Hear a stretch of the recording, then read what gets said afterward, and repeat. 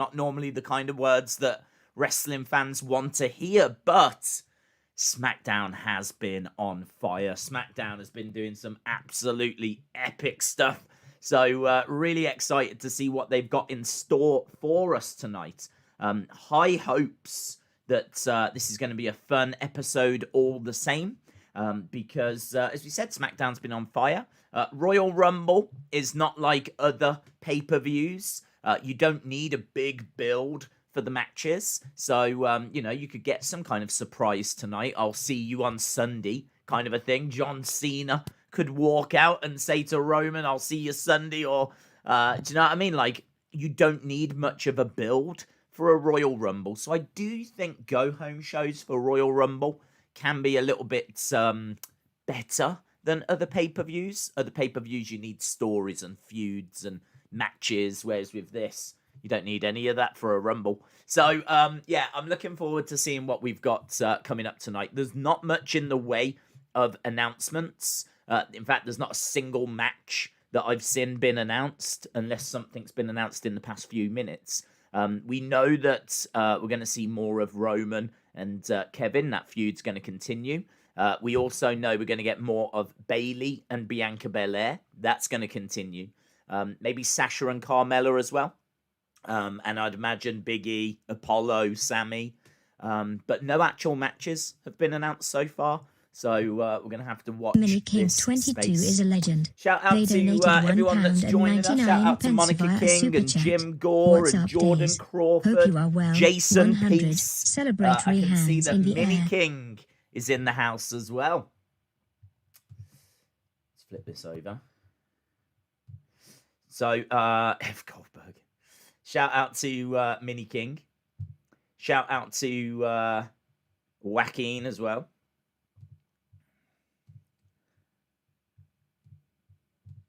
So, yeah, shout out to you guys. For some reason, I couldn't hear that getting read out, so I'll read them anyway. Iribi is a legend. Here they are. They donated $1 That's why I couldn't hear it. via a super chat.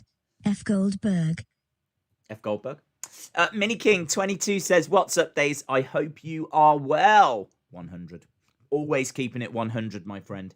Hope you are well also. Mini King did a great little predictions video. I was talking about it the other day on can't remember what stream, a stream. I thought it was a lot of fun. So, yeah, shout out to Mini King 22. Joaquin as well. Honestly, I don't know how much longer you're going to be able to keep throwing in the F Goldbergs. But shout out to you, buddy. F Gold. I think this is like stream 10 in a row or something where you've sent in F Goldberg.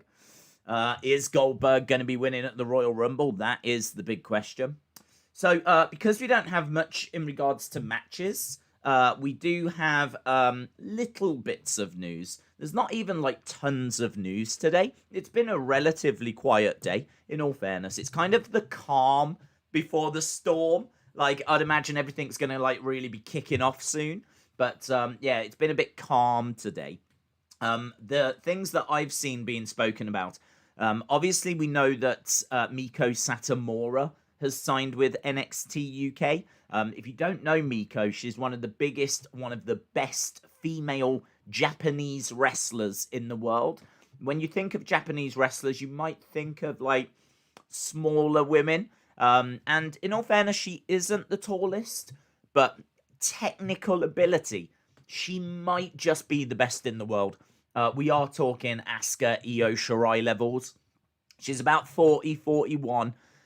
So she's kind of around that AJ Styles age. And I think AJ's a very good comparison. You are talking about one of the best wrestlers in the world in Miko Satomura. And so the comparison to AJ, I think, is very apt. Someone that has got bags of experience, been there, done it, had incredible matches, been all over the world. She's been in WWE before. We saw her in the Mae Young Classic tournament the other year. Well, now she's signed with NXT UK, and that's very exciting.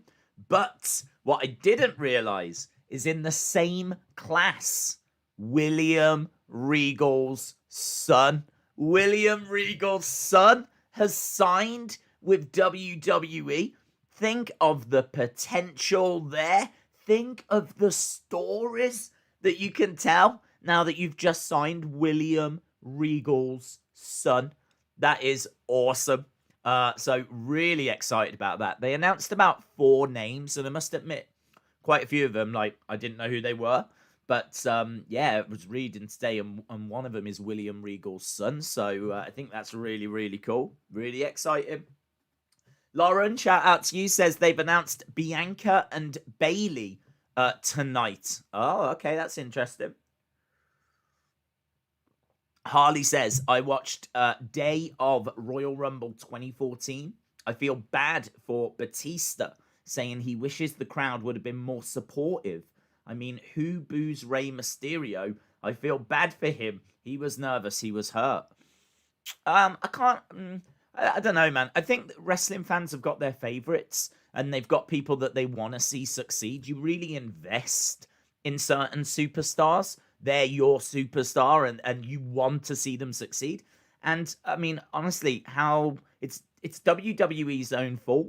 They should have seen, and they should have known that people wanted Daniel Bryan via a super chat.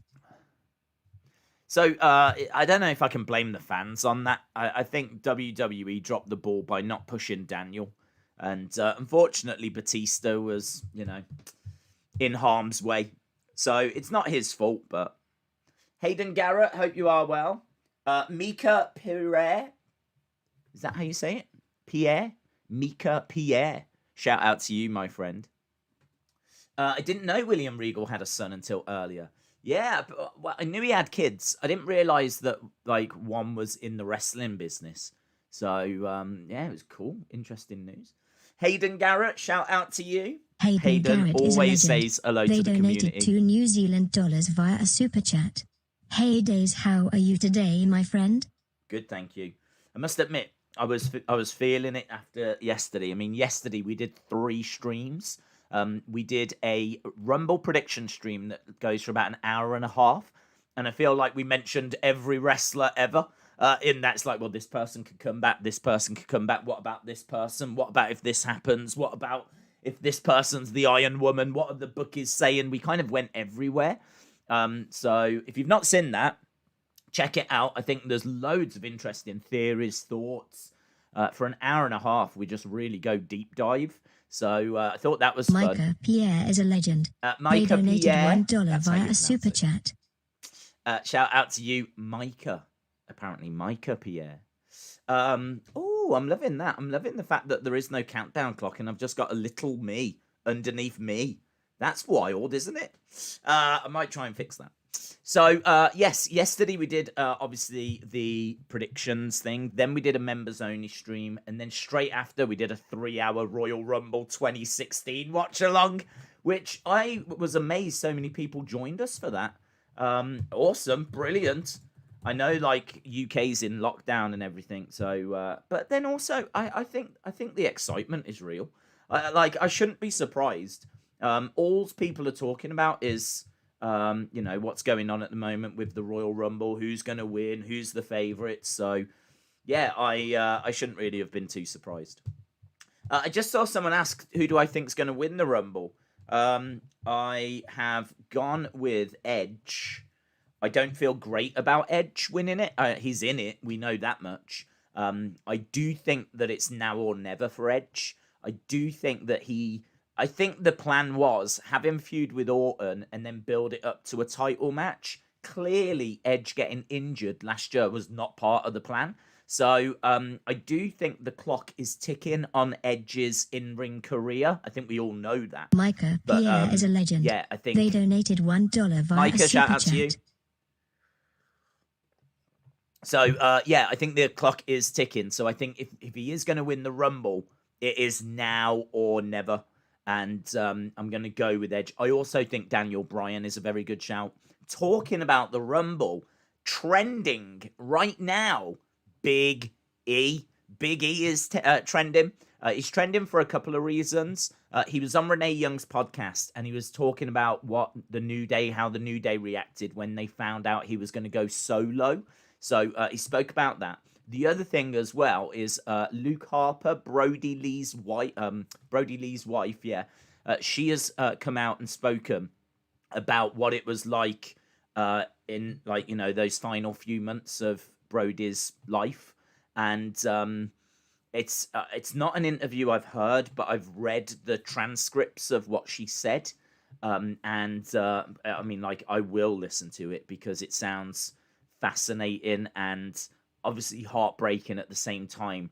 But there's a lot of details that are starting to come out now. I think one of the big details is the fact that she called Cody and Big E because she wanted them there when she told Brodie Lee Jr. When Brodie Lee Jr. was going to find out that his dad had passed away, she wanted to have support.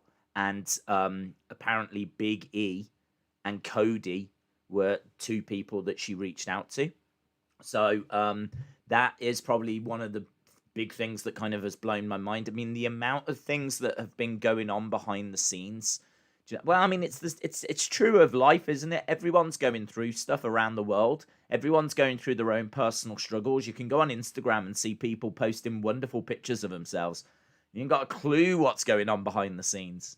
And it's the same with this. I mean, the thought that over Christmas, Big E jumped in a car, went to Brodie Lee's family's home, who is known for a long time. So that's not that strange. But the fact that he was there when Brodie Lee Jr. found out his dad had passed away, and Cody doing the same as well. And like all of this was going on and no one had a clue.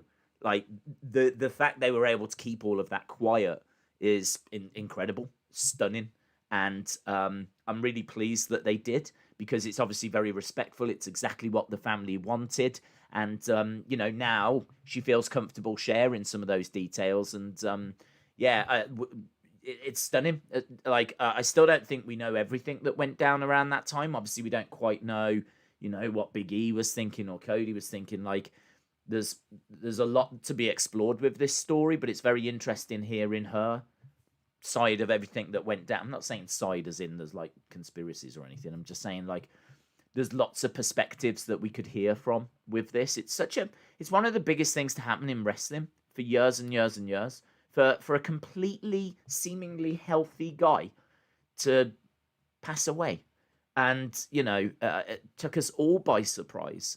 Active superstar on TV every week, had not long before been in a TNT championship match, dog collar match, and it's so strange. It's still very, very strange. But the fact that all of this was playing out behind the scenes is heartbreaking, fascinating, all of that kind of stuff. So Big E is trending. I think partly that's the reason as well, because people are finding these details out. I'm not saying it's going to change the Royal Rumble booking, but man, I think there's some people in this Rumble that fans would love to see win it. Like, love. And I think after hearing this story, I think Big E probably goes to the top of that list for me. I want Big E to become a main event star, and I'm sure they are working towards that. But if he was to... I saw a theory on Twitter someone said, what if Big E loses the IC title in a match earlier in the night and then wins the Rumble? Like, you go, yeah, man, I'm so down for that. Maybe it's too soon. Maybe it's too early. Perhaps this Roman reign hasn't gone long enough yet. So maybe we should be looking at like a SummerSlam instead. So I don't know. Maybe it's just I'm thinking on emotion and everything. But hearing what he did and knowing that he is a main event talent and seeing that they pulled the trigger on Drew last year, you do kind of look at it and go, is this the year for Big E? Do we go now? Is now the time? I mean, I know we're saying like maybe we need to build him up a bit and all of this, but he's been in the nude. He's been in front of our eyes all this time for years and years and years. Like, how much building do we need to do? We know everything there is to know about Big E. Maybe Big E is the right person to win the Rumble. I also think there's an argument for Keith Lee, but if there is a bit of a queue, I would say he's definitely behind Big E. So Keith Lee will get his time. So maybe it's a bit too soon for Keith. Edge, I do feel for Edge. You do feel like it's a now or never kind of a moment.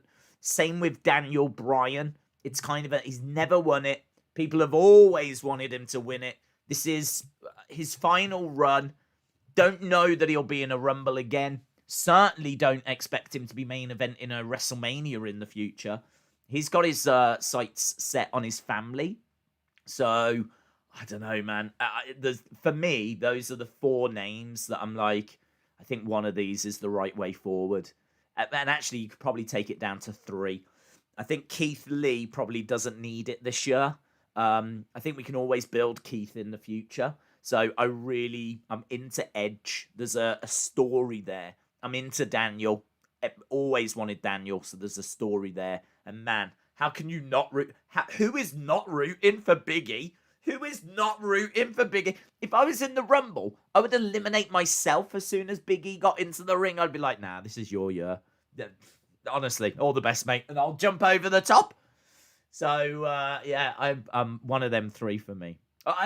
Sammy's on screen right now, though. I do love Sammy. Sammy is like someone that has been underappreciated for far too long. I mean, he was being a manager, for a long time, and like they weren't letting him wrestle, and now they're starting to let him wrestle again. It's like, yeah, could you imagine if he was number 1? He comes out at number 1 and he makes it all the way to the end. There's a conspiracy against him, but he overcomes the odds. I don't know how much sense that would make, because I certainly don't see him going on to face Roman. You could have him go up and face Drew, and you could do Drew versus Sammy. It'd be an incredible match, but they're on different brands, and it kind of feels a bit clunky. So, no, I think the story with Sammy is the conspiracy story. So I'll stick with Edge, Big E, or Daniel Bryan. Among Us Master says, Days, what's your thoughts on Jey Uso in the Rumble? I don't. Is he in it? I think he is, isn't he? I can't remember who's announced. I don't mind Jey being in the Rumble. I think if he wins, then he can challenge Drew, and then that's another title. That Roman can run SmackDown. Jey could jump over and try and run Raw. He won't win the Rumble. It's not a story that they're going to tell, but I think I understand the logic as to why he's in it. I understand how he can explain why he's entering it, or it could be that he's going to win and he's going to take WrestleMania off. What he's going to do is, rather than go after the Raw title, he's going to give Roman WrestleMania. If I win it, then Roman won't have to defend at WrestleMania, because I am the main event and I'm not going to show. So he doesn't need to show either. You could have that kind of a story. Doesn't mean that he's winning, and he shouldn't win. I don't think we need that story. Days, AJ could be the Iron Man of the Rumble, says LSW. He absolutely could, yes. He absolutely could. I like the idea that AJ is struggling. I like the idea that AJ is like... Everyone knows AJ's a threat. So you would have to think that people are going to gang up on AJ, try and eliminate him. I love the idea that people are ganging up on AJ, or Brock is targeting AJ, and there's the countdown clock, and then down comes Omos. Down comes Omos. The equalizer, the Omalizer, making his way down to the ring to try and help out AJ Styles. That would be sick. That would be awesome. This is what is so great about the Rumble. It's not just about the winners. So, granted, the winners obviously get the praise, the main focus, but Sami has got a story about how people are conspiring against him. You can tell that story by having him be number 1. Omos and AJ, they could be building towards a tag match. So, do you know what I mean? They could easily find a couple of stars that target AJ. Omos comes down, settles the score. Boom, there you go. You've got a ready-made feud. All of a sudden now we're going to build towards a tag match with Omos and AJ against whoever was targeting him. And then, you've got your winner's story as well. The Iron Man, which, could be someone like Keith Lee. So Keith Lee gets a rub from the Rumble as well. So it's not just about the winners. There's loads that can come out of Rumble matches. And I can't wait to see what they've got in store. Imagine Gangrel versus The Fiend back in the day, says Big Fish, Little Fish. I think Brock is going to return and eliminate Drew to get payback. I don't think Drew's in it. Drew's not in it, as far as I know. He's not announced for it. He's obviously in the championship match against Goldberg. So, yeah, I'm not sure he can do that. It's a nice thought, but I don't believe Drew's in it. Connor Spain, I hope you are well. Joining us again. My UFC friend.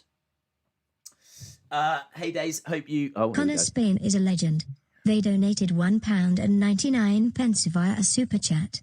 Hey, Days, hope you have a good stream. Shout out to you, Connor Spain. Appreciate the support, dude. Hasib says, do you really think Cena will be in the Rumble? I must admit I'm 50-50 on it. I told the story during the prediction stream. I do a podcast each Tuesday with Tommy Toy Travels. Brilliant YouTuber. Massive inspiration to me. And I do a little 1 hour show with him every Tuesday. Just check it out if you've never seen it. It's a lot of fun. And we talk wrestling and we talk loads of other things. We just kind of go wherever the conversation goes. But we did our Royal Rumble predictions, and I really wanted to make sure that my picks were different to his. That was kind of a little stipulation that I set myself. Whatever he picks, there's so many options, I will go different.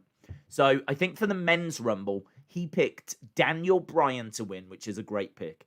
And his surprise was Booker T. Now, Booker T makes sense because, of course, Bad Bunny is playing. And Bad Bunny has got the track Booker T. So fully expect Booker T to be there. And as a result, every chance Booker T is in the Rumble. I went with Edge because I think he is the second favourite according to the bookies and is someone I can see winning.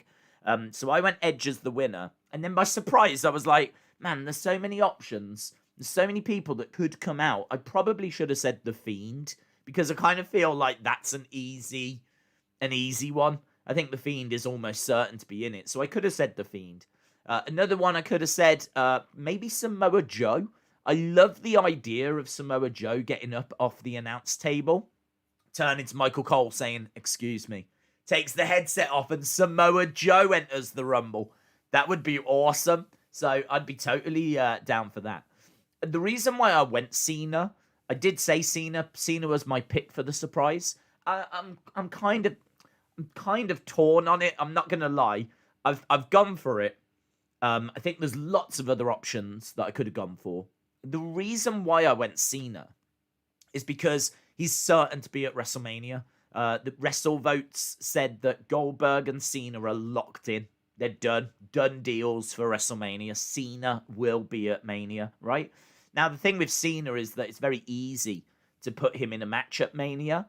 But why not use him for the Rumble? He's such a big name. The Royal Rumble is such a big show. And we haven't seen Cena since WrestleMania. So, like, he is someone that's a big name. It would be a big, Cena's back. It would be a moment. And I think it's an easy one to arrange. We've seen him working with WWE to promote WrestleMania. He was a part of that video package. I don't know what his filming schedule is like at the moment because of the pandemic.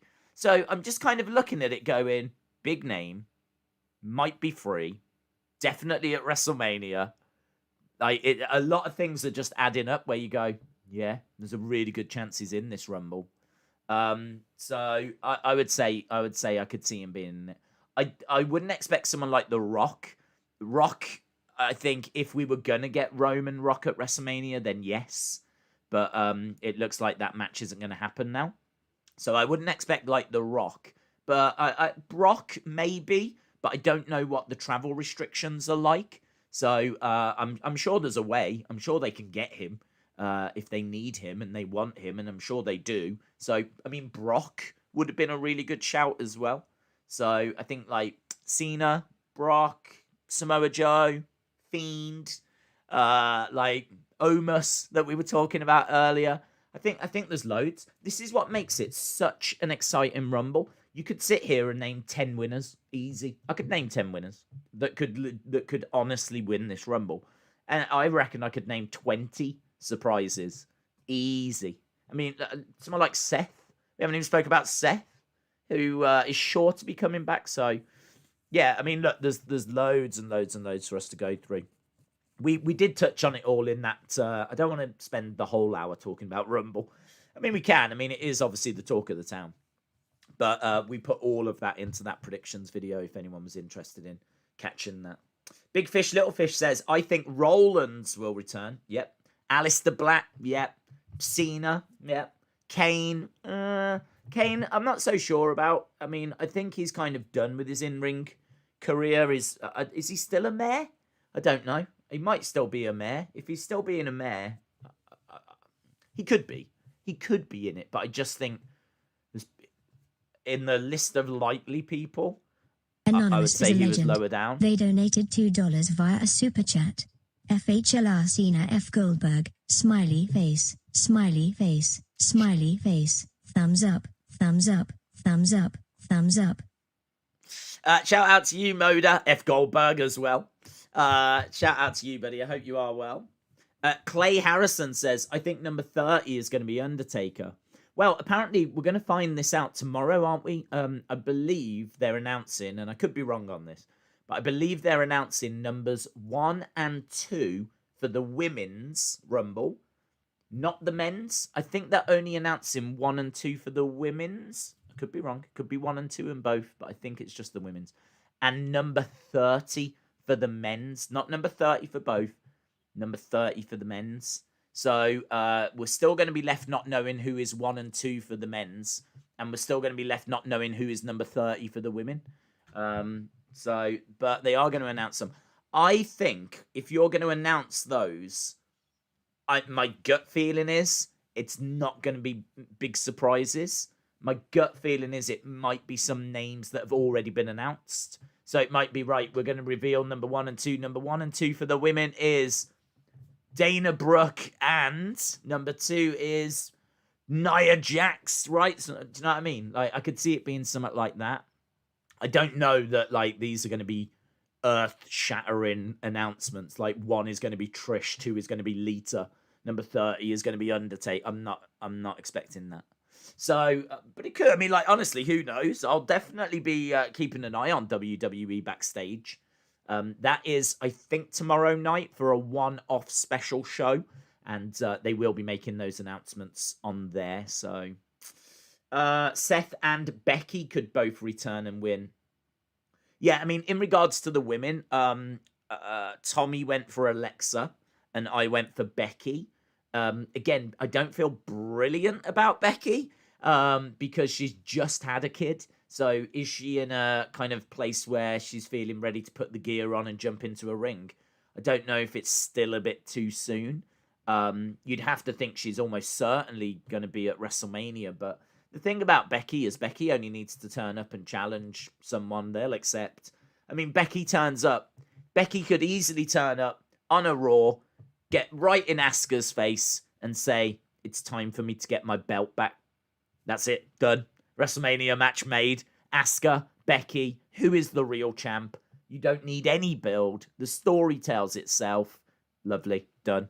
So she doesn't have to be in the Rumble, but it would be another moment. And I kind of feel like WWE needs something to wake people up. Do you know what I mean? They're trying a lot of stuff at the moment, but the ratings aren't moving.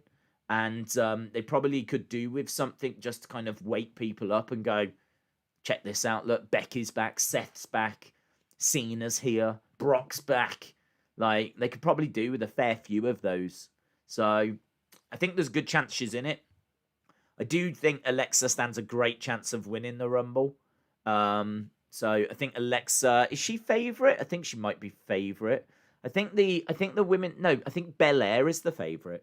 I think it's Belair, the number 1 favourite. Number 2 is Alexa. Number 3 is Rhea Ripley. That's the top 3 according to the bookies. Bianca Belair, Alexa, Rhea Ripley. Febin says, Days, do you see Goldberg's claim that it was WWE's decision for him to beat The Fiend? Do you believe him? I mean, I seriously don't accept his influence, even if he did so. I haven't seen that, no. I haven't seen him comment on that. That is not what was reported around the time. What was reported at the time was that he You know, he might say that it was WWE's decision because ultimately it is WWE's decision. But I definitely think what he said things. I don't believe he turned up and was told, right, you're beating the Fiend. I reckon there Liam was Crook is a stuff that legend. he said They backstage. donated £5 via a super chat. Liam Crook. Days I've just joined, so not heard anything said yet. Thoughts on Drew dropping the belt and having him win the Rumble again and facing Reigns at Mania? Oh.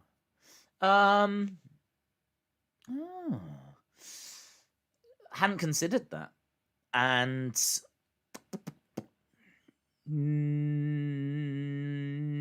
my first reaction was I don't like it. The reason is because he won the Rumble last year, and so the Rumble is huge. The Rumble has the ability to make a star, and it did with Drew. Look at the year that Drew had, and it, you know, all started with him winning the Rumble. So I kind of feel like, okay, now it's someone else's turn. So Drew winning it twice in a row, not the biggest fan of. I think there's a real opportunity when you've got so many legitimate people that could win it. I think there's other options, but there's a difference between making a star and making a mega star. And Drew winning Rumble twice puts him into a very rare group. You're talking, what, Shawn Michaels, Stone Cold kind of area. And that is a big achievement. So all of a sudden, okay, we've made him a star. His main event, if he wins it twice, does he start to become mega star? That's actually not Gaming in real time is a the legend. worst idea. They donated $2 New Zealand via a super chat. I could see Roman versus Drew. Top face versus top heel. I think it's one of the biggest matches you can do. And I loved was it Survivor Series match? I must admit, I wasn't like wildly crazy. Wasn't it Orton against Roman? I was like, not really into this. And then when they changed it to Drew versus Roman, I was like, okay, this is a bit better. At least now it's face versus heel. So it's a bit better. And then they went on to have an incredible match. And now all of a sudden it's like, wow, definitely want to see a rematch there. That match was awesome. Don't forget about how great that match was. Drew versus Roman was fire. So I am so down for seeing another rematch. And I think a lot of people are talking about unifying the titles. I think we probably have got to accept WWE are not going to look to do that. So I think unifying the titles, let's take that out of the equation. I think what is being suggested here, Drew loses the belt, wins the Rumble. Granted, that means no win for Edge, no win for Daniel Bryan, no win for Big E, no win for Keith Lee. That does suck, because I do think they are all very worthy. But Drew winning makes him, you know, you're building him even more. He's starting to become like somewhat special now. Not just main event talent, kind of the same level as like Braun has been. You know, Braun has flirted with the main event as well. But now all of a sudden we're talking about a new Roman Reigns. We're talking about a new John Cena. We're talking about a new face, the face of the company for Raw, as Roman is for SmackDown. So I must admit, my first reaction was I don't like it. Then as I thought about it, it's like, actually, that is a match I want to see. It would be an incredible main event. It's probably the biggest main event they can do outside of Rock versus Roman. And yeah, I don't hate it. I don't hate it. I don't know it's the way I would go, but I think I want to go Big E. I'm so into Big E after hearing that story about what he did over Christmas. I'm so into Big E that I think I would go Big E. I think Big E is the person I'm going to be cheering for. But yeah, make no mistake about it. That's a good little shout there. I like this. I mean, it's the same with Big E. He loses the title, then wins the Rumble. Just what you're saying with Drew. He loses the title, then wins the Rumble. So, nobody has mentioned Fernando Torres in this Rumble. No. For some reason, even though she'd kill a SmackDown Women's title reign and it would be good for her, I somehow don't see Rhea winning it. Harley says potential winners: Cesaro, Nakamura, Rollins, Fiend, Bryan, Edge, big. Yeah, I mean, it is. You're right. Unpredictable. Warsaw Till I Die, shout out to you, says Alistair Black being repackaged 2 months later. He's back on main event. GSD Wrestling says Daisy Boysmith. Daisy, how would you feel about Bobby Lashley winning, asks Anthony. I wouldn't be a big fan. Bobby Lashley is missing that X factor, and I cannot quite put my finger on what it is. I don't know if it's match quality. I don't know. He's got an incredible look.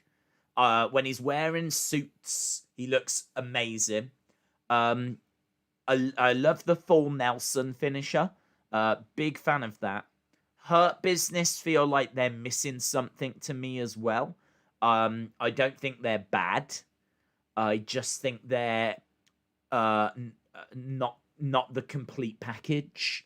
And I feel that way with Bobby Lashley. I don't know if Bobby Lashley is ever going to fulfill his potential. Something is missing with Bobby Lashley. And you could argue it's the booking. You could say, well, if they have him beating everyone and make him look like a killer, that would do it. Maybe. But it doesn't make me excited. This is part of the problem. Show me Bobby Lashley being a killer.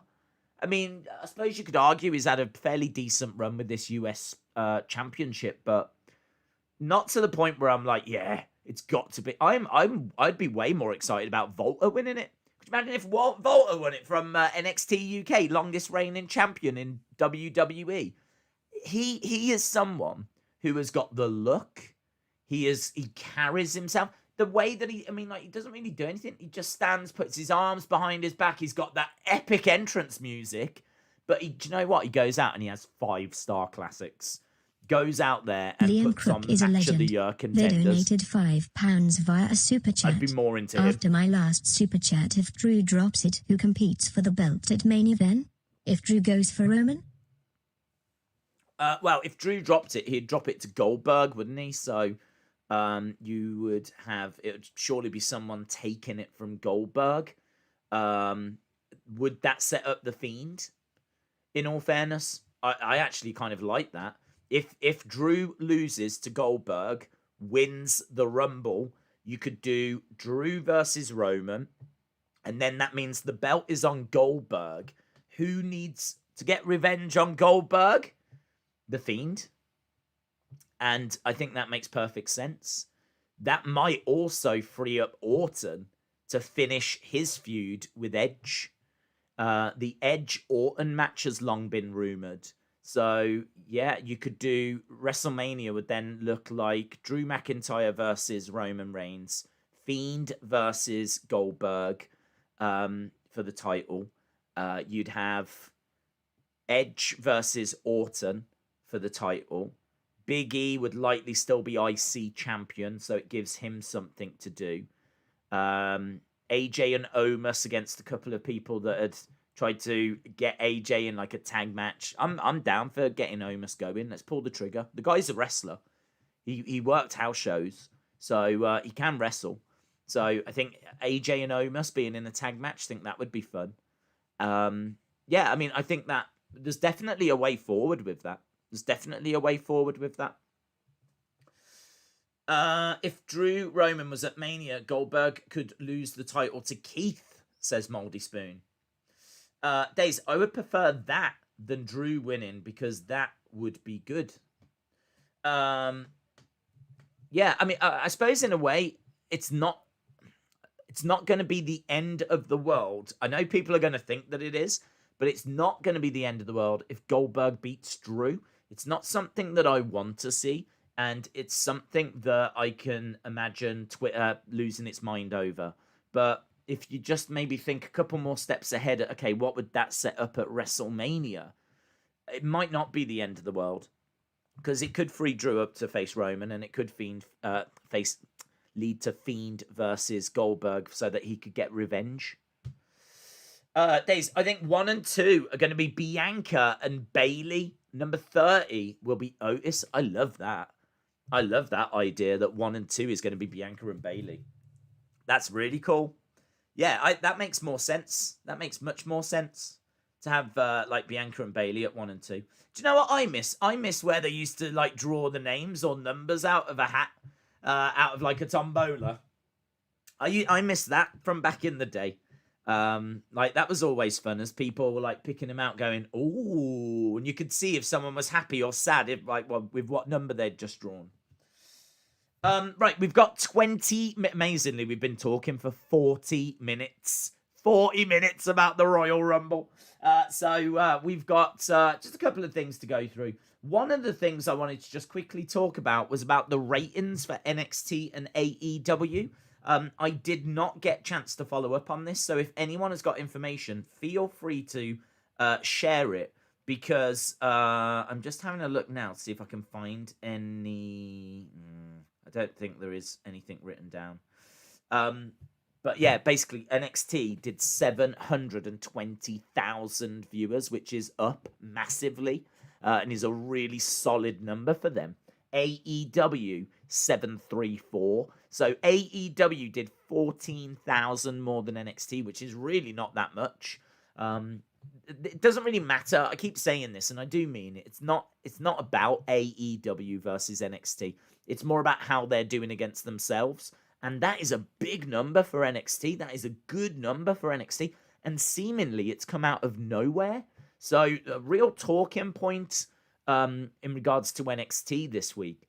I wanted to look today to see what the quarter-hour breakdown said, because I want to know, were there viewers there at the start? Was there something that happened and the viewers changed over? Was there a certain segment? What was it? What do the numbers say? So I wanted to see that, but I haven't seen it yet. So I will try and keep an eye out on that at some point. I'm sure we'll talk about it. At some point we'll talk about, like, you know, what that data showed. But yeah, big kind of surprise coming out of Wednesday, out of nowhere. NXT closing the gap on AEW to just 14,000 and massively increasing their audience. There are reports, and it is worth mentioning, there are reports that AEW suffered some technical difficulties. The channel might have gone out for a short time. So there is a thought that maybe at that point everyone just switched over. So it could be, rather than NXT is knocking it out of the park, it could be that there was like technical problems that meant everyone changed the channel. So that's just a little bit of interesting news coming out of NXT and AEW. Oh, here we go. Andres said the first quarter got over 800,000. That's interesting. That's interesting. That is 100% something that I am going to be checking. Well, I believe you, but that is something that I am looking into straight after the stream. Alex says, I can't watch SmackDown tonight. Someone has changed the password. Alex, unbelievable. Yeah, Andres, that's big, man. I can't believe that they got over 800,000 in that first quarter. Cameron said, Days, would you like to see AJ versus Triple H? Samoa Joe versus John Cena? I don't mind those matches. I would like a reason for those matches. I think there's probably better matches for Triple H than AJ, but I do think, like, if that was going to be Triple H's farewell match, I think AJ makes the most sense, because he is someone that is going to give Triple H the best match. So, but also I think you could really build up an interesting story about who runs NXT. You could have a real power struggle down in NXT, and you could have a wild build, and that could lead to Triple H versus Adam Cole. So Adam Cole could really start to make some moves in NXT again. Like, they've really kind of put Adam Cole on the back burner. They're very much focused on Kyle O'Reilly and Finn Balor and Johnny Gargano and bringing through some new talent. And Adam Cole has kind of taken a slight step back. He could take a step forward again and really start to make moves and noises about how this was his NXT and is tired of standing on the sidelines. And Triple H could come out and start having a go, and they could start going at it. And I'd be into that. I'd be into Triple H, Adam Cole, with a really good build on NXT. I think that'd be one of the biggest things you could do. So, yeah, I'm into that. In regards to Samoa Joe, John Cena, I think that would always be a great match. But Again, I'd want a reason for it. Why am I getting that match? What's the history there? What's the story there? I think Samoa Joe could have great matches against anyone.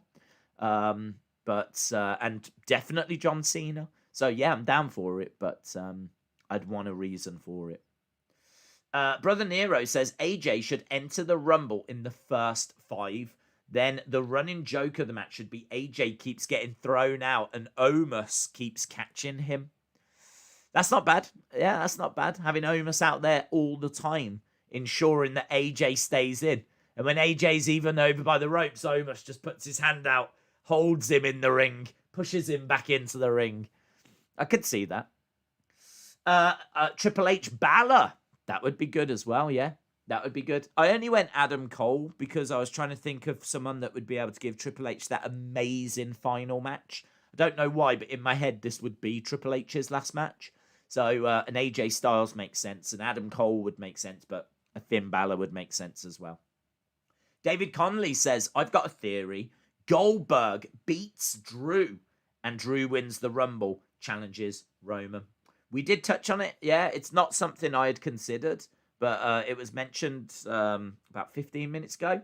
And yeah, we did throw that around for a little bit. It's good. Yeah, I'm into it. We have to mention it as well. We have to mention it. I know some people are maybe into the idea. There's a little rumbling. There's a little chit chat out there that Alexa Bliss might win the men's Rumble. Obviously, Alexa is possessed at the moment and by the Fiend. And WrestleVotes said that they spoke to someone backstage. And this person backstage has commented that there is a finish being discussed that is being considered that scares the life out of them, right? So this sounds like something very controversial. This sounds like something that is not going to be universally appreciated. And that started to get people thinking about what that might be. And Alexa coming down and winning the men's Rumble, that could be it, couldn't it? I mean, there's quite a few things it could be. Another one is that Goldberg loses to Drew, but then wins the Rumble. You could do that. I mean, I wouldn't do that, but that would be another controversial kind of a finish. So, yeah, just be aware of that there are rumblings that something wacky might go down, something controversial might go down. So, I mean, like, it's hard to know what to expect, man. It's hard to know. There's so many people that can win, and there's so many people that could be surprises. And then add on top, you've got WrestleVote saying something controversial is being discussed. It is all adding up to an absolutely can't miss show. I will give them that. They have made this a can't miss show. But then the Rumble always is, isn't it? The Rumble always is. Rabnerd says, I also think that Bayley and Bianca are going to go from being 1 and 2 to the final 2. Well, if that's the case, then hopefully Bianca is the one that will go on to win. I think Bianca is going in as the favourite. I think they've positioned her as this, super athlete, someone that's got incredible cardio, stamina, conditioning, someone that shows great strength. And yeah, she is definitely someone that's going in as a red-hot favourite. So if we get down to Bianca and Bayley, I would expect Bianca to be the winner then.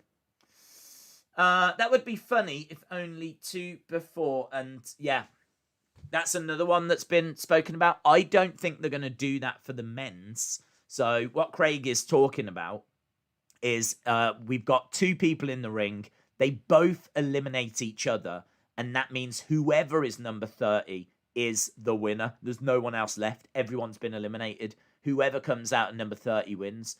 But they're announcing number 30 on WWE Backstage. So if they were going to do that, they would surely leave it as a surprise. So that's the reason why I don't think they're going to tell that story. Certainly not in the men's. They could do it in the women's. Will Alexander is a legend. They donated £1 Billy and Kay 99 pence at via a 30. super chat. Fiend will come back and eliminate Randy. Fiend will come back and eliminate Randy. I can see that. Yeah, I can see that. Randy is obviously announced for the Royal Rumble, and I think that makes sense. And Edge has got to be gunning for him as well. So Randy's got a few people looking for him. So yeah. Gaming in real time. Shout out to you. That's true. That's true. I do agree there. And we are obviously starting early. We are doing a watch along. Of course, we're doing a watch along. We're doing the watch along for the main show, the kickoff show, and Gaming in real time is a legend. an hour They before. donated $2 New Zealand via a super chat. Despite the outcome, Sunday will be a good day. Smiley face. I agree. I've seen a post that said Brock, Ronda, Becky will not be in the Rumble, says Santa Claus. Wrestling Days fan says, I don't believe that report. Meltzer explaining because he gets paid by AEW. I don't know that that's true, that he gets paid by AEW, to be perfectly honest. Ross Vape says Goldberg's longest match was 14:57. That was 13 years ago. Vape Ross Vape is a legend. They donated $2 via a super chat. Goldberg's longest match was 14:57 13 years ago. He sucks. Just out of interest though, why does match length... What does that mean about match quality? I mean, if he comes in and has like a red hot 10-minute match, like, I wouldn't be against that. I mean, I'm not a Goldberg fan. I never watched WCW. And I didn't think he should have beaten The Fiend. I was very vocal about that at the time. He is someone that I wasn't really crazy about seeing coming back, but he's not someone that I'm like, I don't really share this passionate hate for him that a lot of the wrestling community tends to. I think he is someone that ultimately is going to put someone over. Now, he might beat Drew, but as we said, surely that's just going to set up something for WrestleMania. If he beats Drew, then potentially Drew could go on to face Roman, and we get Fiend versus Goldberg. And then surely he puts Fiend over at WrestleMania. Oh, don't worry, I'll change my tune. About how, I don't really hate Goldberg all that much. I'll change that if he comes back and just starts beating everyone. He is here to put people over. A legend of his age, he should be putting people over. So let's see. We'll see what he does between now and WrestleMania. I think he's around till WrestleMania. So we'll see what he does at the Rumble, and we'll see what he does after. It wouldn't surprise me if he had a good result at the Rumble. Wouldn't surprise me if he won the belt. But ultimately, he's gonna drop it and put someone over at WrestleMania. So it's interesting, though. He is definitely someone that the majority of fans passionately hate. I don't think that's unfair to say. If you go on Twitter in particular, there's a lot of people that are dead against Goldberg. I'm not the biggest fan. I'm certainly not a Goldberg cheerleader. I'm not a big Goldberg fan. I'm not really a Goldberg fan, full stop. But let's see. Let's see how they use him. They've got to know. They've surely got to know.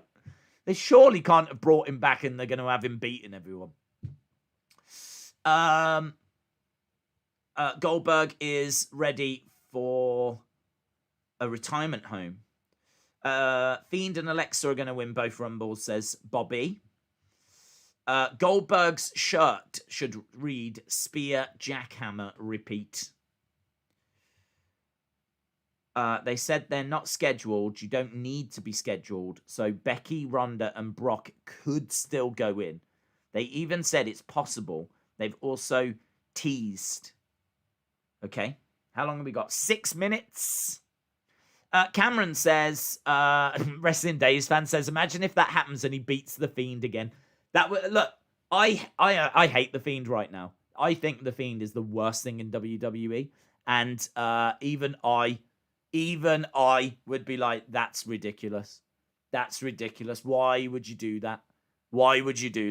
So, yeah, that's coming from me. So they can't have him beat The Fiend again. They can't. They can't. They can't. They can't. Realistically, how many surprises do you think will be in each Rumble? I don't. To be honest, you don't want big surprise, because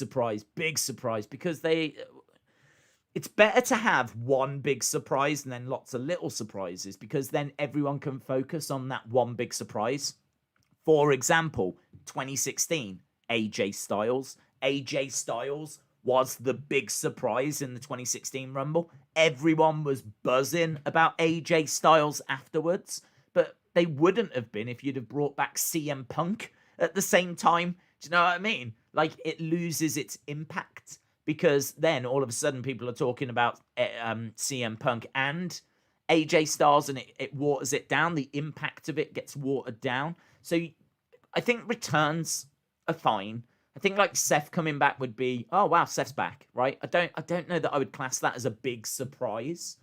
And maybe this is why they've announced Edge. Maybe this is their thinking.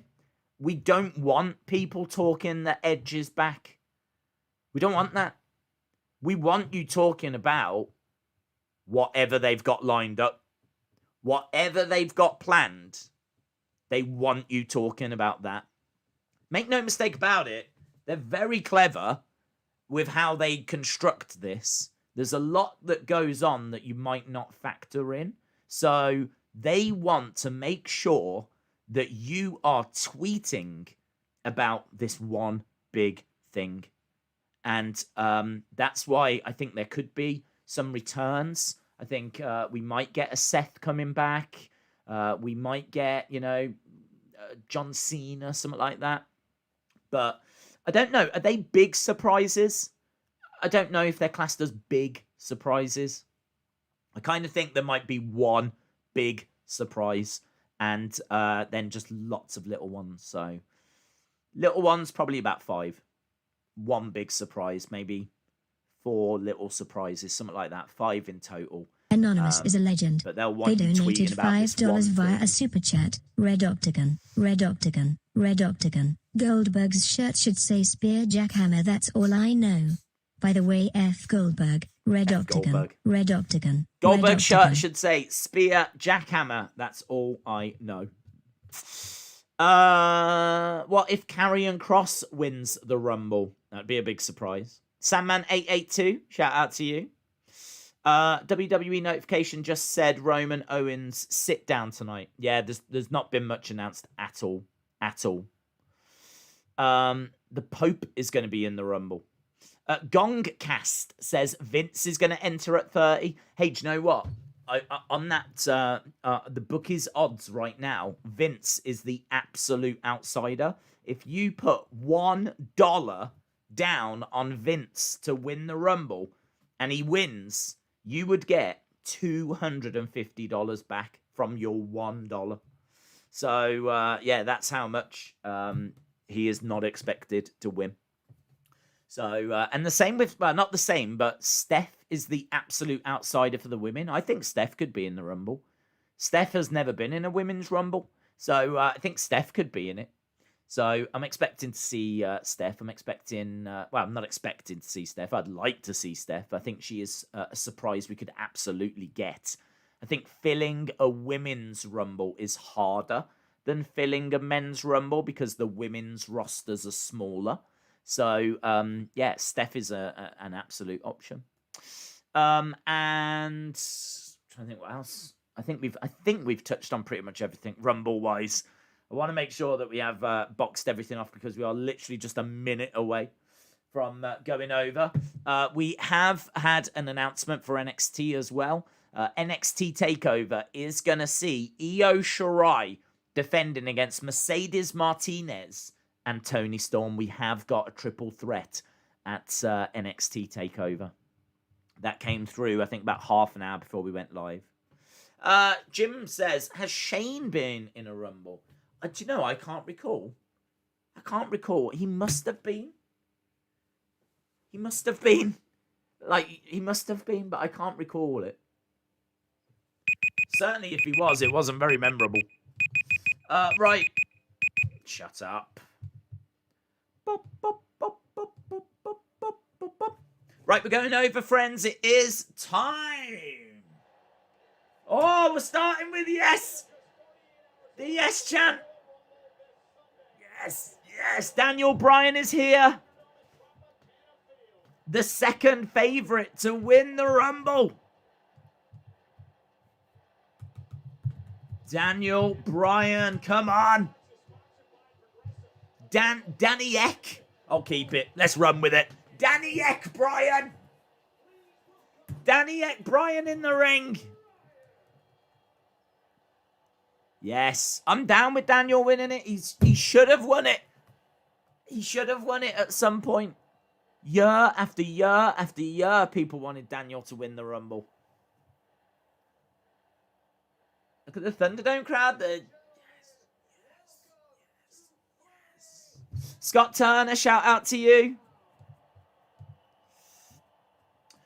Days, hope you are well. Can't wait. Scott Turner is a legend. They donated £2 via a super chat. Hey Days, hope you're well. Can't wait for the Rumble. Yes, same here, bud. Welcome to Royal Rumble weekend. Now we're getting close. We're 2 sleeps away, guys.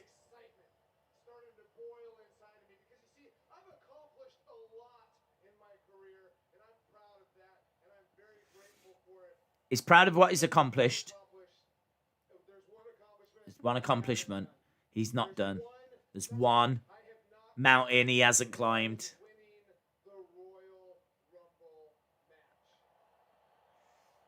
Oh, he deserves it as well.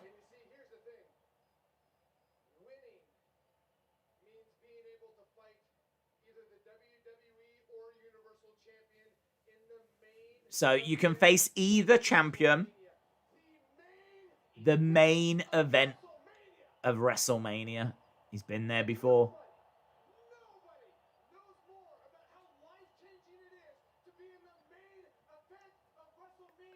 Look at the passion. Look at the passion. Oh, don't do it to me, Daniel. You're making me believe. You're going to break my heart again.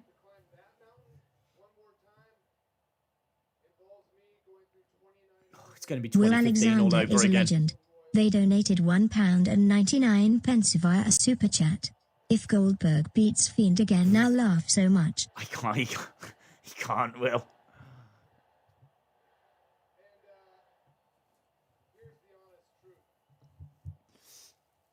Here's the truth. He says, I don't know how many more WrestleMania moments I've got left. I feel like they're setting this up to break our hearts. I'm not watching this thinking he's winning right now. I'm thinking they're setting this up to break our hearts.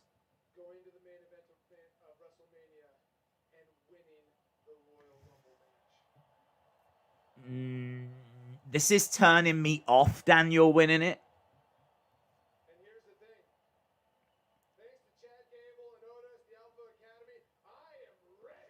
He says he is ready. He says thanks to the Alpha Academy.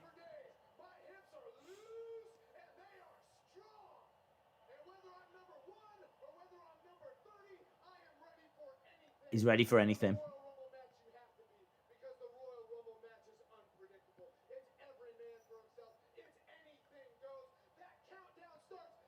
It's good, isn't it? It's passionate, though. It's passionate.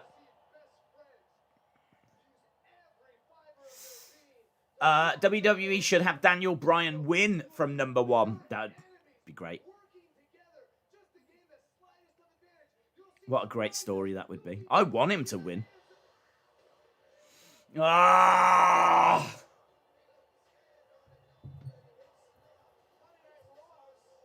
AJ and Omos. Omos. Corey Graves calls him Omos. Omos. AJ making his way down. I'm shocked WWE has not made him win a Rumble yet. This is making me think Daniel Bryan is going to win the Rumble. I don't know. They love breaking your heart. They love it. Vince gets off on it.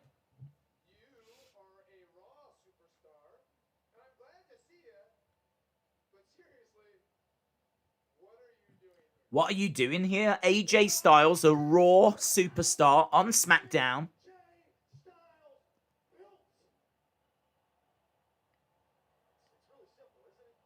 Oh.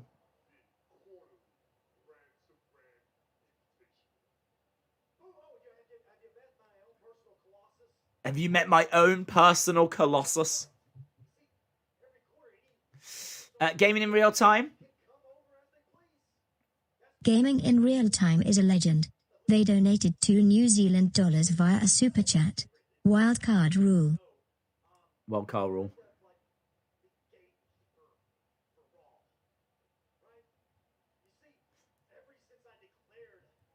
I want to see what he's got to say. He says, ever since I declared for the Rumble, it's like everyone else has followed in my footsteps. He's talking about how he's the gatekeeper on Raw.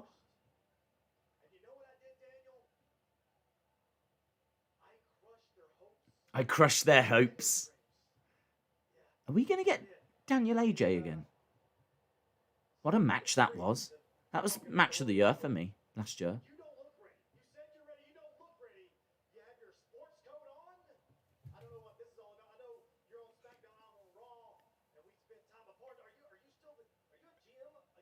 Are you a GM again? It's almost as if you've got 1 foot out of the door already. I don't have 1 foot out the door in anything, and especially not something I love as much as being in this ring. And you know what? If you want, I'll prove it to you. Here we go. How about this? You and me. Go One-on-one. In a match. Tonight. Flip. Rematch from arguably the best match we had in 2020.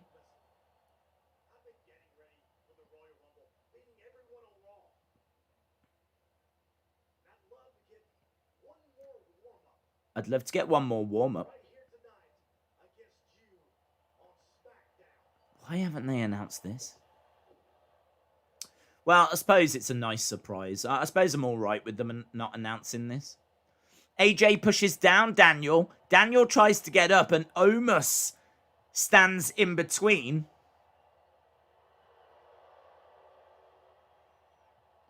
Daniel looking up. Omos, what's he got on his forehead? He's got like a see-through bandage or something.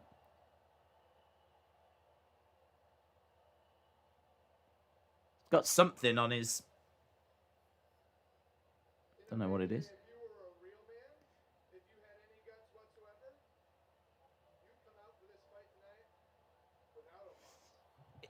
If you was a real man, you would come out tonight without Omos.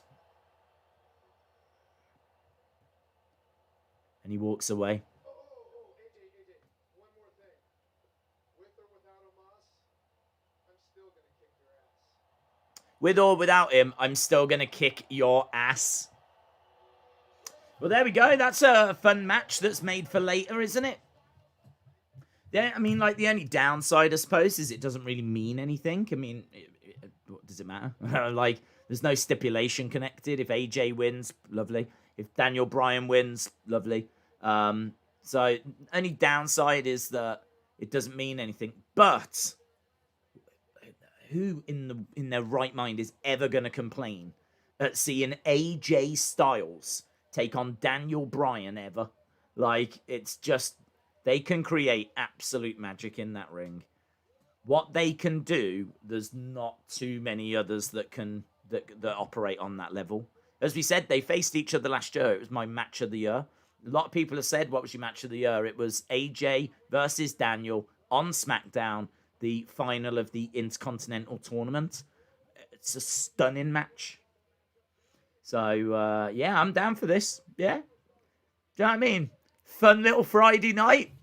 Kick back, relax, Rumble on Sunday. Watch a little bit of AJ Daniel. Lovely. Sign me up, Buttercup.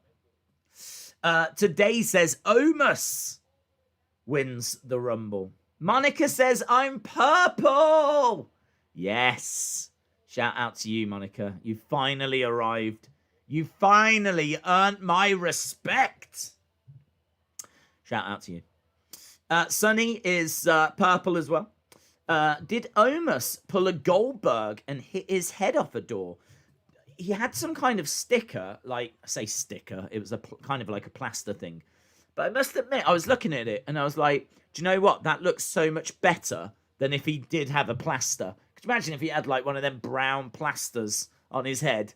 Like, that looked cooler. That's the kind of plaster that Omos should wear. That's an Omos plaster right there. Like this see-through number. So, yeah, I was kind of impressed that they went that way. We're just seeing Bayley beating up Bianca Belair following last week's obstacle course. Belair down, selling her injuries. We're backstage with a smiley Kayla Braxton.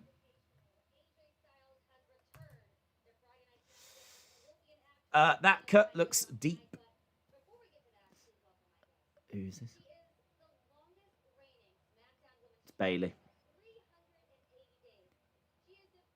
Bayley wanted Kayla Braxton to enter the Rumble, and I'd be down for that. She is a favorite to win it all. Here's Bayley.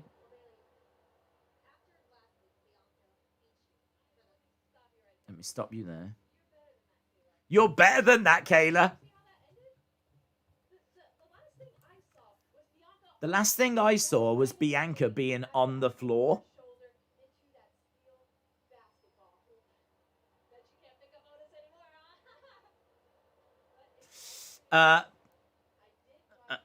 Dave's gonna get shout out. Shout out to you.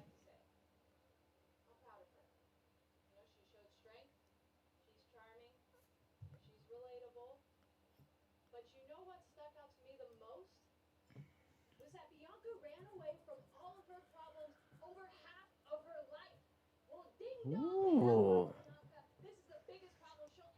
Bayley said that she watched that documentary about Bianca, and what really came across is that she's always run away from her problems.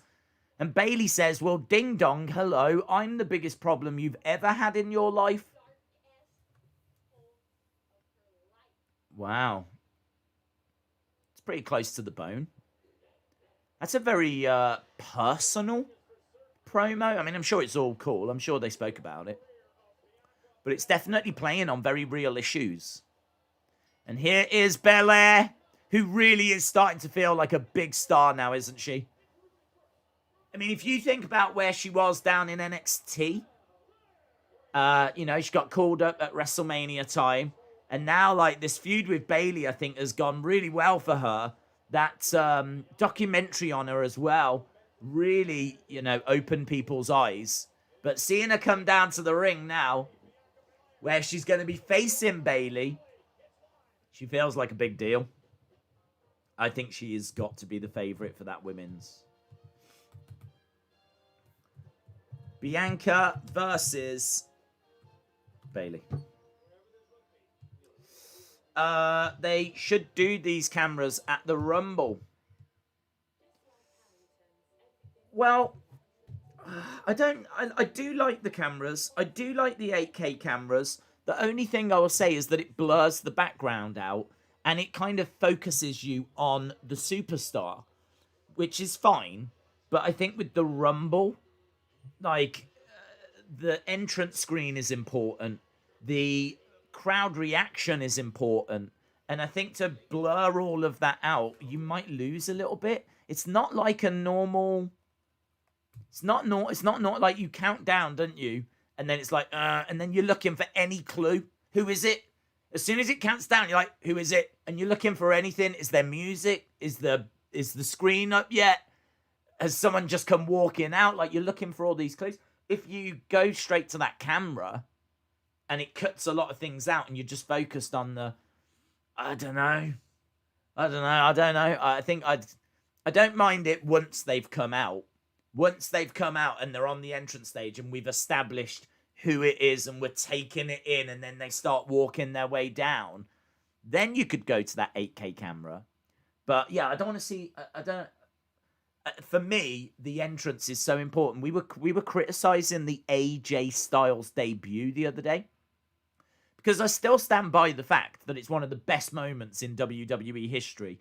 If we talk about like some of the biggest, best moments from the 2010s, we're going to be talking about WrestleMania.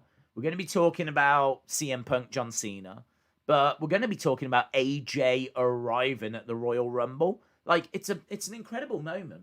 But if you watch it, the camera focuses on Roman Reigns' face, right? It focuses on Roman Reigns' face, and he's all looking confused. And then by the time it cuts over to the big screen, you haven't got, like, the words appearing. You see AJ walking out like this. It's like they could have done it better. They easily could have shot that better. They proper botched it in the production truck.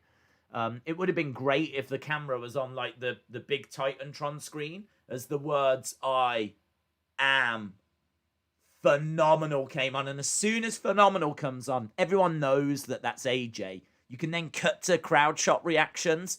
Then when you cut back, AJ's there. He's already walked out. That would have been sick. That would have been better. Still an incredible moment, but what I'm saying is those things are so important. They're so important to kind of bring you into that moment. That I do love that 8K camera, but I do think there's a time and a place to use it. But yeah, I mean, with no crowd actually being there, crowd reactions are going to have to come from the Thunderdome, and that's going to be a little bit harder.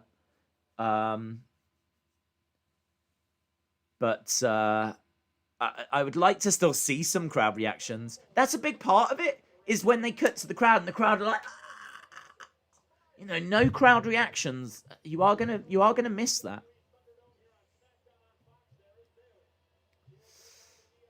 But that's why you want to join us on Sunday, because there's plenty of reaction here in this chat. If something's going to kick off, the chat's going to light up.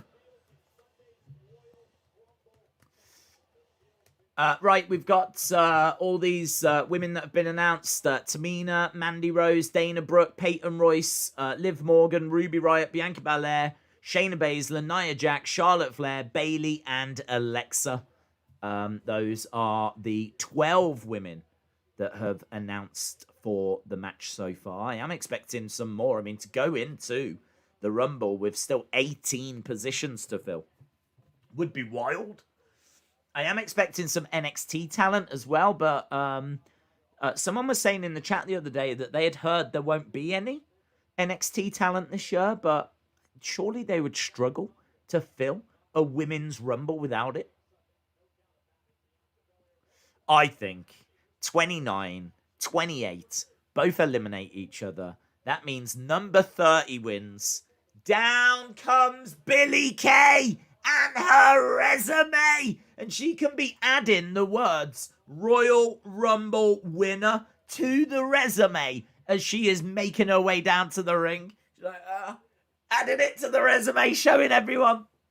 And then maybe she gets jumped.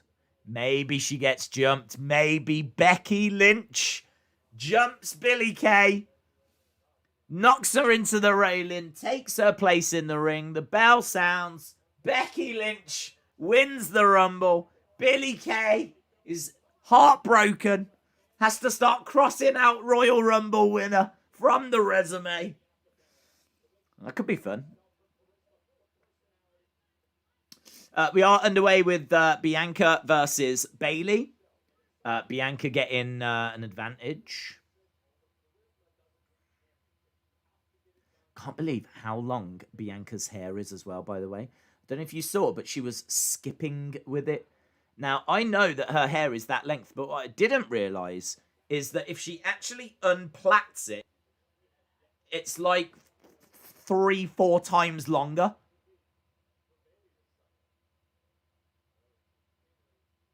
Against the ropes goes Bayley. Down goes Belair. Must have some real weight to it, mustn't it? Must be, like, heavy. Almost every site is listing Jay White as a big surprise. Also, Rousey and Brock. I'd love Jay White to be in this. If they get Jay White, he is going to be someone comparable to AJ Styles. I'd love it. Daze says he likes Billie Kay until he is stuck on a plane with her next to him. Trust me, I'd still be saying the exact same thing. I'd be helping her fill out the resume. I'd be asking her, why isn't she demanding signed resumes on WWE Shop? Big, because it's over. It's kind of like Jericho with his list. I think that if she made a bigger deal of it, if they started to, like, get it onto the shop, if she started, you know... It's been... we haven't seen it for the past couple of weeks, actually. She's kind of been doing this thing with the Riot Squad instead. But it does give me shades of Jericho in his list.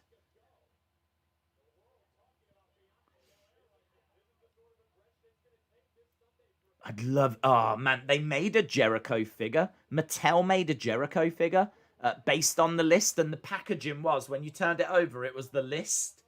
That was cool. That might have been a GameStop exclusive. Kip up by Belair. Bayley down. Lovely standing moonsault.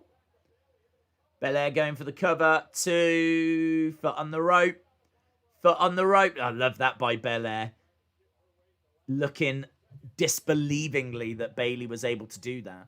Bayley rolls out of the ring. So yeah, what I was thinking was, could you imagine if they made a Billie Kay figure and the packaging was the resume? Talking of figures, they're making a Sasha Banks Mandalorian figure. It's been announced. Star Wars, Hasbro are making a Sasha Banks Mandalorian figure. So that's definitely worth keeping an eye out. I could see a lot of wrestling fans wanting to get their hands on that. It'll do very well. That'll do very well. So I thought that was cool. Daze, do you think Ronda and Becky will end up in the Rumble as the final two? They could do. I would love to see Ronda come back. I know that Steph has said that the door is open. And once Ronda has started a family, you know, she's welcome back. I mean, it's been 2 years nearly, and she hasn't started this family. So I don't know what's happening. So she could do. Bianca is going to win, says Wrestling Days fam. We want the best in the world for this Rumble. We want Shane McMahon, says Isaac. I hope Billie Kay becomes possessed by the Fiend, says Austin. Look at you trolling away. Have you gone from being a stalker to a troll? What a wild progression that is. Shout out to you, Austin. Nothing but love. Lauren said secretly Daze wants 30 to beat Eva Marie. 29 and 28 eliminate themselves and Eva Marie wins. Oh my God. Oh, Lauren, you know me so well. Do you know there is a video of Bianca using her hair as a skipping rope? I've seen it, Harley. Yeah, that's what I saw. So as I said, I was really surprised when I saw it. I was like, her hair isn't that long, because I'm so used to seeing it the length it is here, where it's still long. But what I didn't realize is that she like plaits it, and like actually, if you unplait it, she skips with it. She can skip with it. Weird. Michael Cole versus Bayley. That would be fun. Michael Cole in his singlet that he wore against Jerry Lawler. Days for the Rumbles have got Rhea Ripley winning. Becky as the surprise. For the men, I've got Edge winning. And Jay White or Seth. Jay White would be cool. If you don't know who Jay White is, he is the leader of the Bullet Club over in New Japan. He is someone that was a young lion, sent out and like trained up. He's been in the business for a good while now. He's definitely put the work in. He's someone that's gone around the world and honed his craft, and he is now just coming off the longest ever Wrestle Kingdom match. his main event match, Jay White against Kota Ibushi, the longest match in Wrestle Kingdom history. I don't know if I saw Dave Meltzer's ratings on Wrestle Kingdom, thinking about it. He will almost certainly have given that match over 5 stars. Almost certainly. Let's have a look. Did I see him? I don't know if I did. Wrestle Kingdom 15. 5.25. So, Kota Ibushi, Jay White, 5.25 stars. So, Jay White has already, so far this year, had over a 5-star match. So, he is a very special talent. Shoulders being driven in by Belair. I actually thought the best match was Naito versus Ibushi. That got 5 stars. So Meltzer has it just a touch below that 5.25. Kick out, shoulder up by Bianca. This is a great match, by the way. I mean, that'll come to the surprise of no one. This is a great match. Asuka injured Mickie James 5 months ago. Obviously, this feud has been building for a while, so I'm really pleased they're giving it some time. Nice little roll-up by Belair. Knee strike by Bayley. Bayley to shoulder up by Belair. Shoulder up by Belair. I do wish that they had announced this match in advance, and I do wish that they'd given it, say, a week to build or something. I kind of feel like these two being in a match is a big deal and, deserves to main event the show. This should be the main event. It should have been announced in advance, and really it should be taking place next week at the earliest.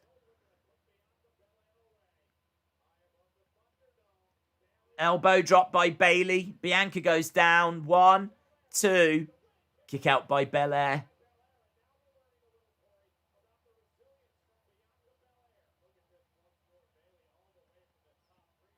Big elbow drop by Bayley. 7-star. Shout out to you.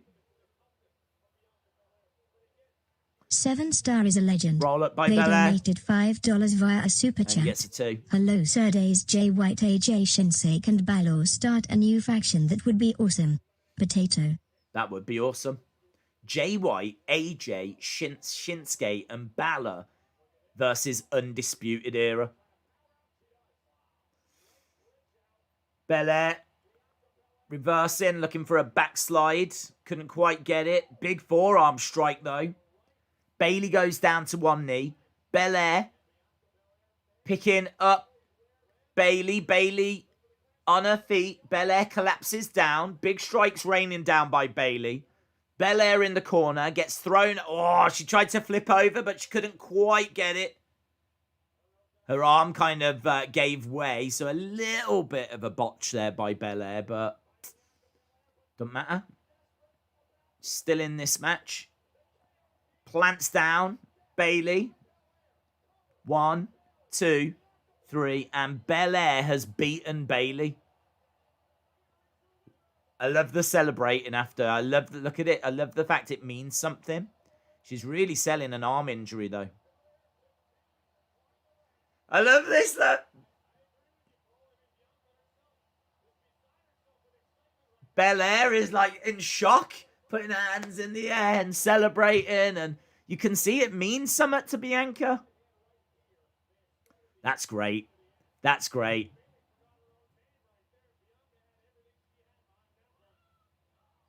Bayley face first into the corner.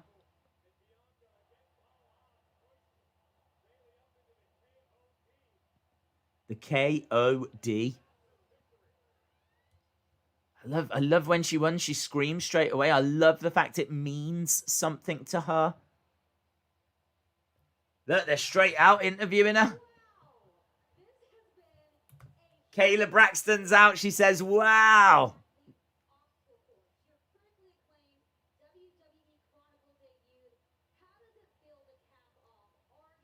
They are pushing her. They are really pushing her. Bayley down in the ring.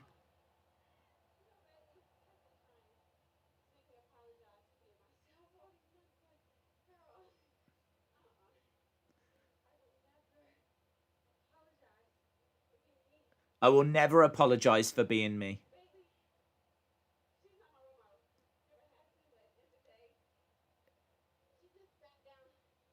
Bayley's not my role model. She never has been, but she has been the longest reigning SmackDown Women's Champion, so...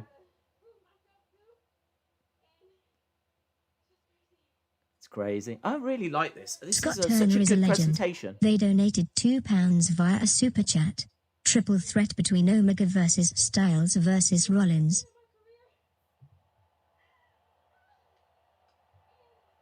Scott Turner, triple threat. Omega, Styles, Rollins. Awesome. That'd be great.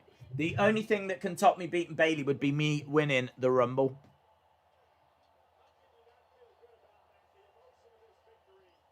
That's good. That's really good presentation.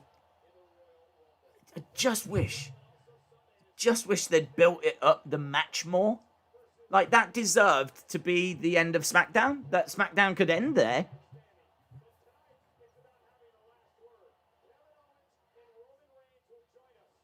Plus the fact we didn't really know that match was coming beforehand. I think it was announced an hour before or whatever.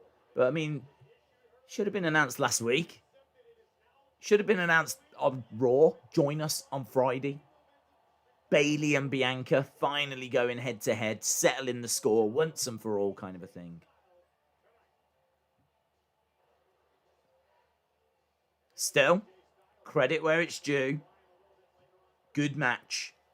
Good win for Bianca. Really love the passion from her after. Great that they interviewed her straight away. They've given her a big platform there. So, yeah. Credit where it's due. Right, King Corbin making his way down. WWE Backstage is announcing 1 and 2 for the men, not 30. And 1 and 2 for the women. Oh, have they changed their minds? They're not announcing 30 now. Good. You shouldn't announce 30. Dominic Mysterio has come out. Is attacking King Corbin. Hey, look at his ring attire. His ring attire says PM, doesn't it? I couldn't see if it said D or P. It could be Dominic Mysterio or Prince Mysterio, which is long rumoured to be his future wrestling name. Roman Reigns is honestly super talented, but it's not fun when someone wins constantly. It would benefit more to skip Reigns at Owens rather than waste time. We know who will win. I think the story is so good, though, that even if Roman is going to win, and I think he will, I want to know what the next step in that story is going to be, because I'm not just expecting Roman wins and Kevin loses and that's it. Plus also, I'm expecting that to be an incredible match. We watched a Last Man Standing match yesterday from 2016, Kevin Owens against Dean Ambrose. And to see what Kevin Owens was able to achieve in that match, knowing that he's now going up against Roman, and that's going to be a Last Man Standing match. I'm very excited. Very, very excited. So there's lots of things that could go down in that match. Lots of things that could happen. And I am very intrigued to see what the next steps in that story are going to be. I have to disagree that it makes it boring if you've got someone that constantly wins, because I look back at, like, say, Bruno Sammartino, who got such passionate support in the 60s and 70s, and he's got the longest reign of all time. Look at Hulkamania. I mean, Hogan went year after year after year without, like, you know, getting beaten. It was very rare to see Hulk Hogan lose him. And granted, you know, that started to settle down, but they definitely made the money first. They definitely made his mark first. It was, you know, a good, 8 years before, like, it started to settle down. Roman's only just turned heel. And honestly, even if people are going to hate it and boo him, he's a heel now, so it's not going to really matter. But I think the The longer a wrestling title reign, historian the is a more legend. prestigious it They feels. donated $2 via a super chat. My wife's gear has PMS on the side. Hang on, let me go down. My wife's gear has PMS on the side. Shout out to you, the wrestling historian. Hope you are well, my friend. Am I subscribed to your channel? Let me have a look. It won't let me do that anymore. You used to be able to click and see if you were subscribed to people, but they took that option away now. But I think anyone that's got a picture of Jack Tunney as their profile picture is definitely worth following. Shout out to you, buddy. Wrestling Based says, Days, what's the story with Big E? And also Shane was 47 in the Greatest Rumble. Oh, did we count the Greatest Rumble? I don't know if we count the Greatest Rumble. It was kind of this standalone weird thing. I suppose you count it because that's where Titus World Slide happened, but don't know. What's the story with Big E? Well, he was trending for a few reasons. The story was that he had been a support for Brodie Lee's family, and when they needed him, and also he has said on podcast about what it was like when the New Day found out he was going to be going solo. So there's been a few kind of stories coming out about Big E in the past 24 hours, and as a result, he was trending. No news on Big E on the show yet. Dominic Mysterio. But we are expecting him to defend the IC title either at the Rumble or maybe on next week's SmackDown. Does anyone know how to watch Backstage in the UK? Best thing to do would be search for it on Google. If you put it into Google, there should be some free options. I don't know how legal these free options are, but I've had to go that way in the past because we don't have an alternative. We don't have FS1 here in the UK, so I do sympathise with my UK friends. I'm trying to see as a tie. I think it says D Mysterio, but I think there's a little crown above it as well. Lovely mask that Ray's got on, by the way. That's a classy mask. It's like green checks. Looks really cool.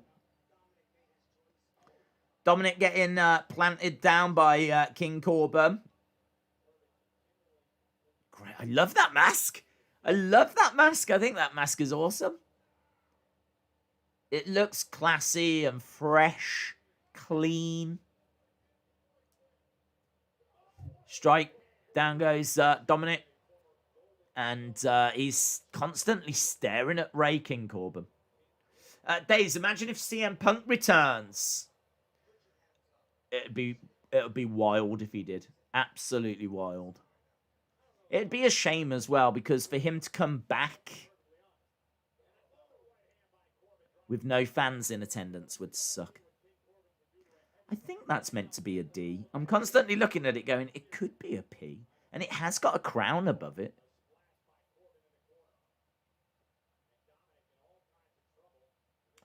I just don't view anything in Saudi.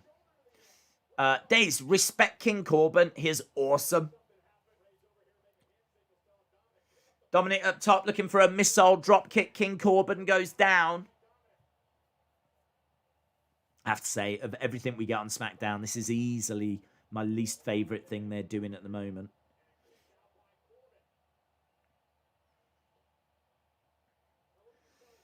Backstage is 8 p.m. Eastern, says J14. Are you streaming tomorrow? I don't think so, because I have had people asking, would we do Backstage? But as I said, I'm not expecting anything massive. I think 1 and 2, it will likely be Sammy and someone. It could be Bianca and Bayley for the women. I'm not expecting any groundbreaking announcements. So it's nice that Backstage is back, but it's I must admit it doesn't feel like an essential show. Basically, you just need the info. Who's 1 and 2? Who is 1 and 2? But I don't know that we need to be setting up and streaming that. Oh, that was a bit clunky. Corbin went for a back body drop, and Dominic goes over to the ropes. Ray's a little concerned, but he's like, it's all right, we're all right. Ah, lovely. 1, 2. It does add to it having Ray out there, like Ray being so into this. I mean, Ray, an absolute legend, watching his son.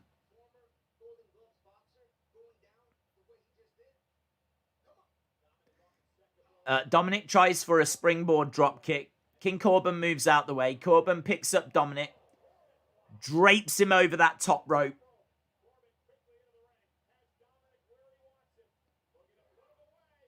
And end of days. 1, 2, 3. King Corbin wins.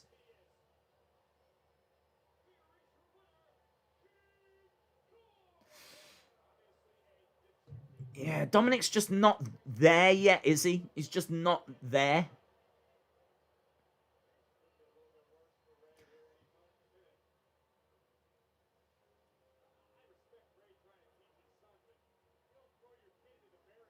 Oh, Corbin's got Ray.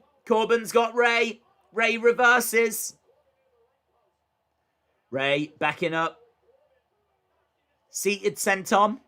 King Corbin goes down. Ray goes round. Ray's looking fresh, isn't he, man? Ray is looking fresh. He's got an incredible mask. He's looking in great shape. He's looking really healthy.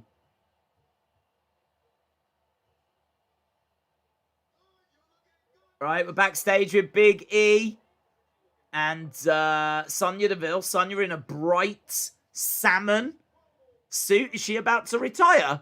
Is she about to go full on Mark Henry?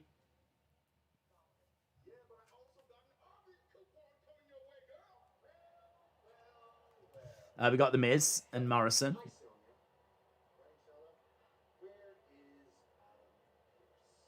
Why is Miz and Morrison here?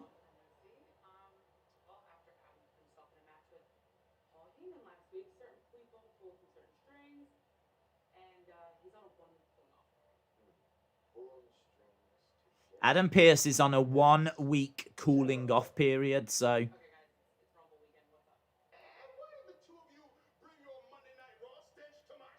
Why have you brought your Monday Night Raw stench to my show?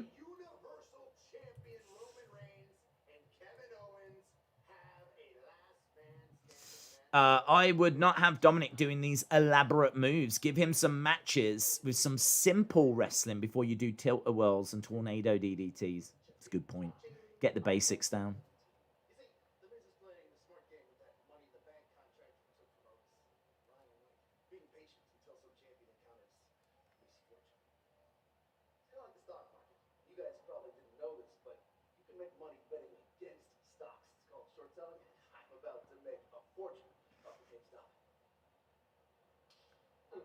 Okay, they're talking about GameStop and stock markets and...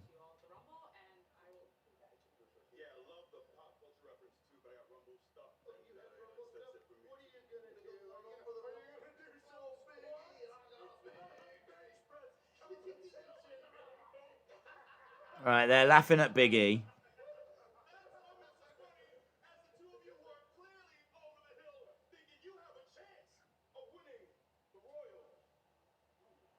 Big E getting in Miz's face. Morrison attacking, though. We got a brawl backstage. It's a bit weird, isn't it?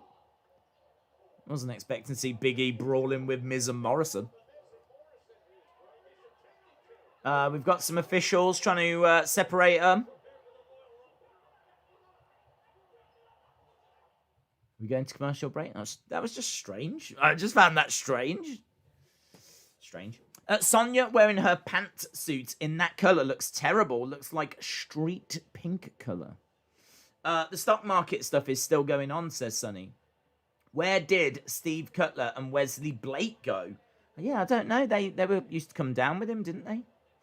I would rather Miz cash in on Roman than Drew perhaps winning as well, says Wrestling Days fan. Is this going to lead to Big E Morrison, says Manuel. Yeah, maybe. Bit strange, this show, isn't it? I mean, like, Bianca Bayley was brilliant, awesome. Daniel Bryan having AJ show up, that was great. I think it's been solid. I mean, I didn't really need King Corbin and Dominic Mysterio. Do you know what? It's go home show, innit? It's go home show. Even SmackDown go home shows aren't disasters. So, but this is not the same level as what we've been seeing in recent weeks. Just a touch below. Just a touch below. I like Roman, but I don't want Drew to lose the belt, says Wrestling Days fan. Sonny Wolf has acquired a Pepsi. Breaking news. Austin says, why isn't sexy Adam Pearce here? Why would WWE do that to me? This makes me sad. You think everyone's sexy, bud? It's so strange. Barak says, guys, who do you think is going to win the Rumble? Dude, we've been talking about that all night long. There's so many different theories floating around out there. So many different thoughts. It's good. It's quite exciting. Clay Harrison says, I enjoyed the Royal Rumble stream yesterday. That's good. I'm pleased you enjoyed it, bud. Really pleased you enjoyed it. I did as well. I thought it was a really fun, really enjoyable stream. And yeah, I'm pleased you enjoyed joining us. Invade says, why can't Raw be like SmackDown and be 2 hours long and leave the 3-hour shows for special Invade occasions? is a legend. They donated $4.99 via a super chat. Why can't Raw be like SmackDown and be 2 hours long and leave the 3-hour shows for special occasions? Shinsuke to win the Rumble. Shinsuke. Oh, when is she gonna learn? Shinsuke? Oh, get a life, voiceover woman. Yeah, I don't disagree. I think Raw should be 2 hours. I think that would really help the show. Get rid of some of the absolute waffle that we have to sit through and watch that just doesn't need to be on it. But, I mean, look, we're not going to go that way. They make too much on ads. I heard Doink could be in the Rumble this year. If Raw was 2 hours, it would be better. Just for the fact we wouldn't have worthless segments, says Brony. William says, technically, I went home on SmackDown's Go Home, and it's actually not that bad. Being home on a Go Home is really relaxing and comforting. Dominic lost.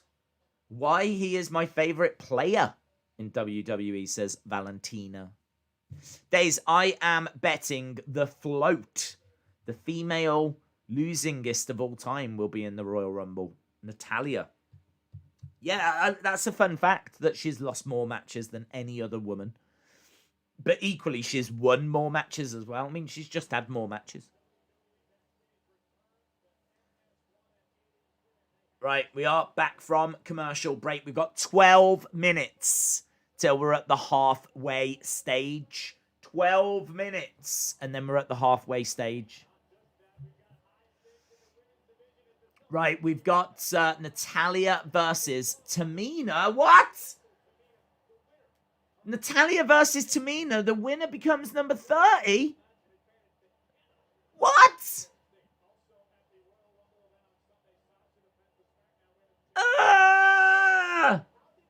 No! I don't want to know who number 30 is. Natalia versus Tamina? Winner becomes number 30? Oh, they're just ruining everything. Why don't you just tell us who's winning WWE?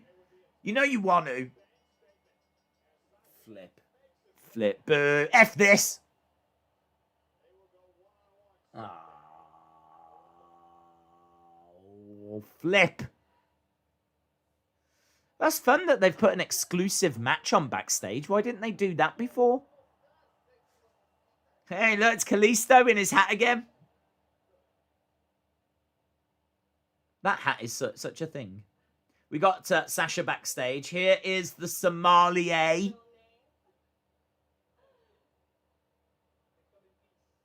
come in peace. And bearing gifts. It's from Carmella.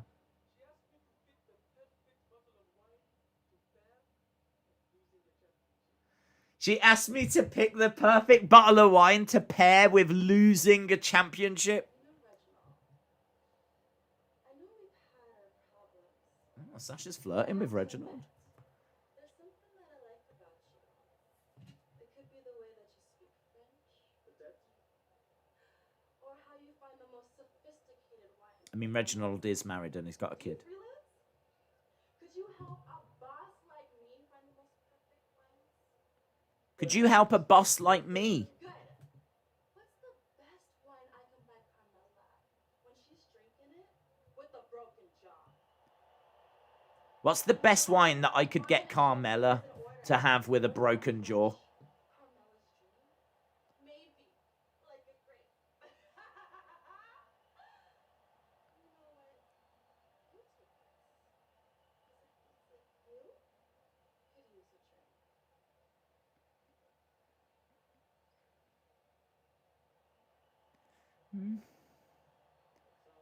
I found that whole thing very confusing, to be honest. She's flirting with him. And she's not really flirting with him. She's like, do you want to work with me? But I don't really want you to work with me. Flip, women are so confusing. I don't know what she was doing there. I feel like that was just a performance for the sake of a performance, if I'm being perfectly honest. Days boat and float go together. They do. Sasha flirting. What was that? Says Brony. I didn't hate it. I don't know. Do you know what? I miss Sasha being like the boss. I don't see her that way at the moment. I think she could be, her presentation could be a little bit more impactful. Like, do you remember, I keep going back to TakeOver, she arrived in like a van and she had bodyguards and, do you know what I mean? She had like, she had an aura about her. I don't feel that aura. I look at her and I think about Star Wars and I think about The Mandalorian and I know she's a big star. I just want the presentation to kind of back that up a little bit. She makes herself look like $1 billion with what she wears. I mean, fair play for that. Perhaps it's just this feud with Carmella's not doing it for me. But I look at what they're doing with Roman, and it's like, wow, that is bang on. And then I look at what they're doing with Sasha, and I'm like, she should be, like, the same as Roman. Like, she has got that mass market appeal. She's in Star Wars. They're making figures of her. Like, she should be getting stories that are being told that well. But I just don't think this story with Carmella and Reginald and everything, or even that promo there that we just saw, I don't feel that that is the same league, the same level as what we're seeing with the Roman story. I think that's where my frustration's coming from. She deserves a bit better than she's getting. But let's see what they do at WrestleMania. I would expect her to keep this title against Carmella. Hopefully a lengthy title reign, actually. Her against Belair. Wow. I mean, do it. Book it. Sasha versus Bianca Belair at WrestleMania. What a match. We're just seeing a recap of Roman in the ring. Kevin Owens coming out. WWE has to ruin my weekend. Numbers 1, 2, and 30. Are you kidding me? I'm going with Naomi to win the Women's Rumble. If she's coming back. Is there any news? No news. The only thing I would say is that she was my pick for surprise for the Women's Rumble is Naomi returning. And she has been very active on Instagram, posting out pictures of herself. So I think there's a good chance that we do get Naomi coming back, yes. Sasha can't hang anywhere near Roman's level. Nowhere near it. I think, though, that Roman is getting a lot of help from Paul Heyman. I think a lot of what we're seeing in the presentation, I think Vince believes in Roman. That's always going to help. I think Paul Heyman is a creative genius. I know they spend a lot of time talking about details. I think they've got a very clear idea of the story that they want to tell, and I think they're free to tell that story. I don't think Sasha enjoys anywhere near that level of support, and I wish she did, because like they could have another story as great as the Roman one running on the same show with Sasha. I do think Sasha's a big, big star. She looks like $1 billion. She's great in ring, good on the mic. She's great. She is great. And the Star Wars thing definitely moves her to a different level. That's kind of... Oh, that's cool. Kevin Owens has got an Everrise t-shirt on. Kevin Owens showing some support to Everrise. Aren't they... Isn't that's that tag team that we keep seeing that kind of job out all the time? I'm into that. Roman's less is more is getting him over. That's interesting. Sasha Carmella has been announced for the Rumble, says Wrestling Days fan. Sasha still acts as a heel, says Lister Joe. I do think she's a better heel, though. I do think, like, she should be a heel. Heel Sasha against face Bianca Belair makes so much sense. I don't know why you don't do that. I suppose the only thing is, though, Sasha being in Star Wars, are people going to really want to... People that see her on Star Wars that are like, oh, I like this girl. She's a wrestler as well. Let's check it out. And then they check out wrestling. They're not going to want to boo her, are they? So I can understand her being a face. But I do think naturally she is a heel. She just naturally comes across like a heel. Mary says, Everrise sucks. Well, you're going to have to tell that to Kevin Owens because he's gone and got a t-shirt of theirs. Why is Shinsuke not on TV now? I don't know. I mean, I feel like he was getting a good little push and there was a bit of momentum. He's going to be in the Rumble. I'm really hopeful he's still going to have a big year. We might still see him on the show. Natty is going to be taken out by someone and they are going to be the number 30 spot, says XFL. Edge versus McIntyre, WrestleMania 37, says Daryl. They turned Sasha face because they couldn't turn Bayley face. Yes, I do agree with that. When they split apart, one was going to have to turn on the other. And we were saying all along, it's got to be Bayley. You've only just turned Bayley heel. You can't turn her back face now. And plus also, Bayley's heel turn has been such a success that of the two, you had to change Sasha. But saying that, it worked really well because now Sasha's in Star Wars. So, I mean, she could be a bad person in Star Wars. I don't know. She might be like Darth Vader's pen pal. I'm not too sure. But even so, I think if you are into what she's doing over there, you're probably not going to want to boo her on WWE. Right, we are coming back from commercial break. We are at the halfway point. When we get to the next commercial break, it will be time for half-time scores. Half-time scores coming up next. Bad Bunny is going to perform on Sunday, the 31st of January. The Puerto Rican star is going to be performing his killer track, Booker T. And I've still not heard it. I've got a new track coming out as well called Stevie Ray. It's a big, big track. I'm hoping to do a double album with Bad Bunny called Harlem Heat. Shinsuke. We've got Shinsuke. Here we go. Look. Sammy going over to Shinsuke.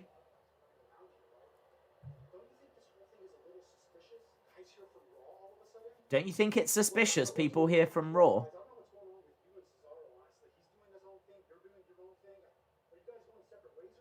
Sammy asking, are you guys going separate ways, you and Cesaro?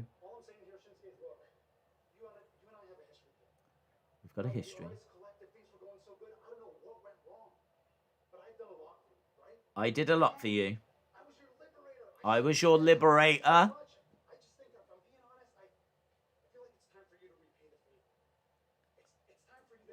It's time for you to help me. I need help. Invade is a legend. Yeah, They here he is. $1.99 via a super chat. Omicron Shinsuke days Epsilon Nu Alpha Iota Upsilon Psi Eta Lambda Sigma. Wow, no idea what she said. Not a flipping clue. Those might be like nuclear launch codes that just got read out. If so, enjoy them. That's all I'm going to say. Shout out to you, buddy. Sammy talking to Shinsuke backstage. Oh, yeah. Do you remember them two in NXT? Sammy and Shinsuke in NXT. Oh. I'm down for that again. Can I count on you to watch my back? Sammy. I appreciate everything. But go to hell. Did he say go to hell?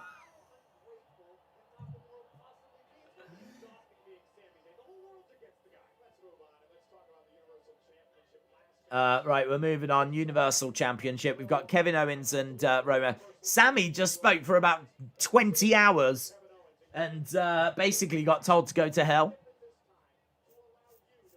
Right, we've got Roman and Kevin Owens sitting down. Interview. Kevin Owens says, as far as I'm concerned, I've already beaten Roman twice.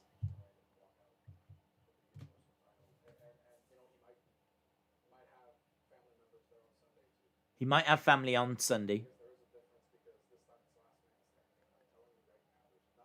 There's nothing he or any of his family can do to stop me from standing back up. This is interesting, isn't it? Kevin saying, this is last man standing. I know your family's going to get involved. There's nothing you can do to stop me getting back up. I mean, technically not true. I'd say handcuffs could definitely keep him down.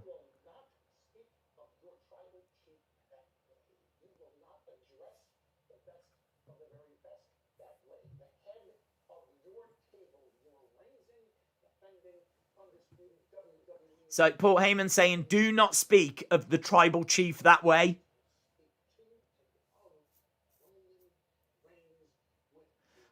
I love the fact Kevin Owens is wearing other people's merch. I love that.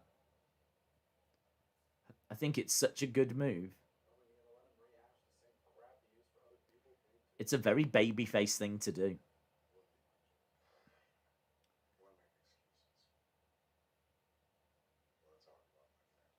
You want to make excuses. You want to talk about my family.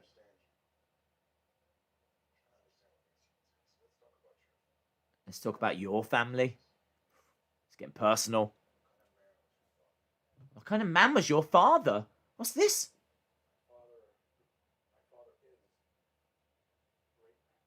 My father is a great man. Watch where you're going. Okay. Is he a smart man?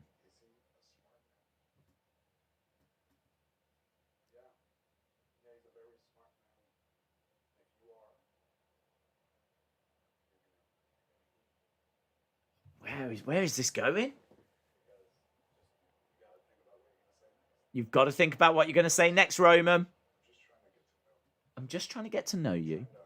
Trying to understand.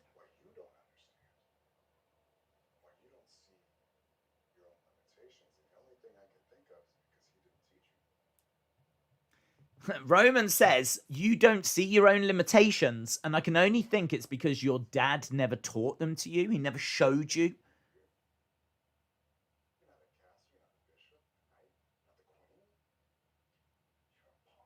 You're a pawn. He said, you're not a queen. Roman just said, you're not a king. You're not a pope. You're just a pawn. You're not a queen. You're just a pawn. I've always seen Kevin Owens as a queen. The real queen of WWE. The queen of SmackDown. You're a failure.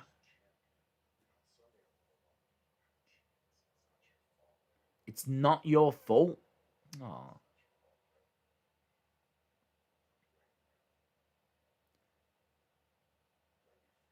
I blame your family. Aww. Kevin Owens sitting there listening to this. This is, do you know what I mean? This is Kevin Steen. This is kill Owens, kill Steen, kill, fight Owens, fight. And he's got Roman sitting there going, it's not your fault, man. I blame your family.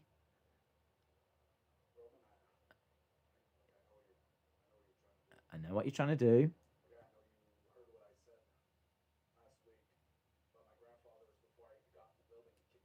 I know you heard about my grandfather last week. Because, of course, he's got that tattooed on his hand. Yeah.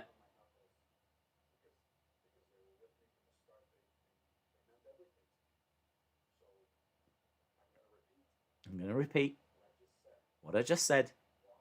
Watch what you say.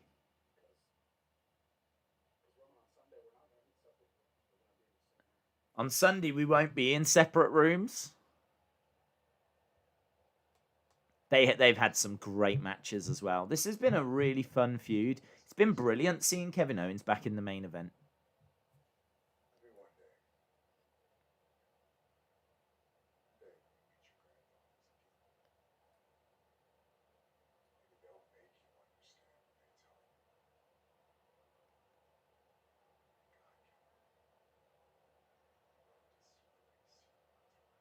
Oh! Oh! Roman says one day when you meet your grandfather again and he says to you, God, what a disgrace you were to our family. Maybe you'll understand then. Oh, even I just like... I don't know how Kevin's taking that. Oh, even... The way he delivered it as well, so sinister. Took the air out of my lungs, that did. I'm amazed Kevin Owens is even responding to this. Kevin Owens should just be losing his mind in that room. Kevin Owens should be ripping the curtain down behind, throwing that chair around, pushing the camera over whilst Roman just laughs. I don't know what you could say, really, that's like, I mean, not too many things worse than that. You're nothing but an insecure bully.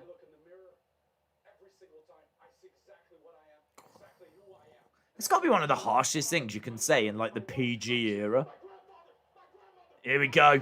Here we go. Here we go. Here he goes. Here he goes. The volcano's going.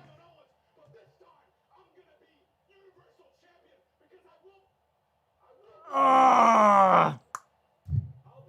Roman turns his camera off. Owens is wound up. Whoa, that's all you need. That's all you need. That's all you need. Don't need no stupid... I mean, like, on Raw, we'd probably end up getting Kevin Owens versus Miz or something like this. Don't forget, Kevin Owens is in action this weekend, and then maybe, like, Roman would come out and stare on the round. Forget all that. That did so much more. That little sit-down interview.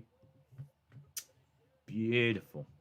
Some real close-to-the-bone lines there that have surely been pre-agreed, but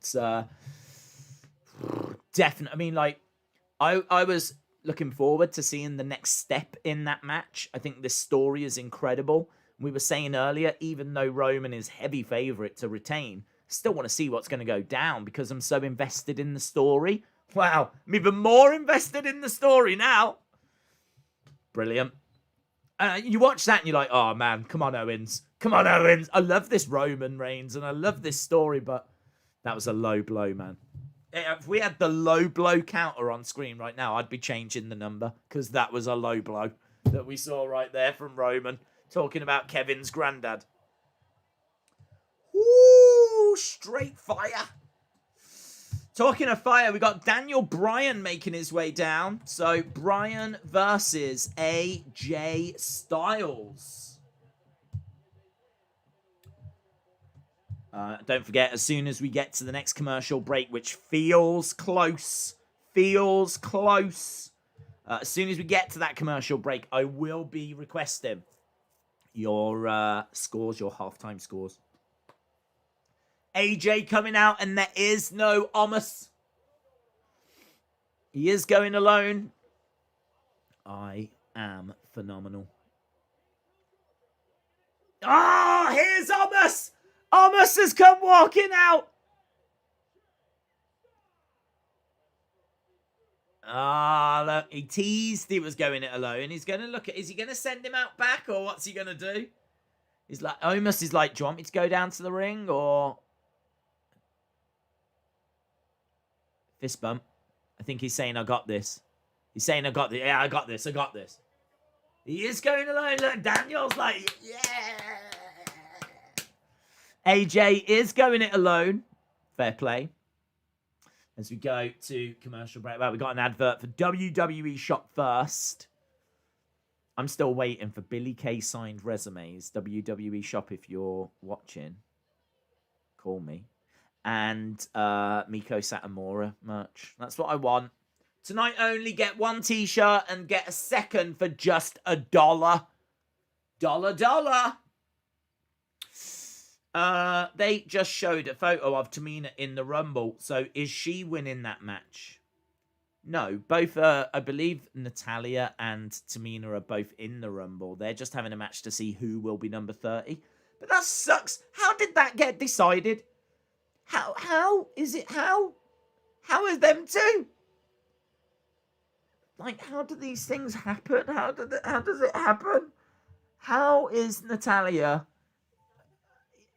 and Tamina? How has Tamina got that opportunity?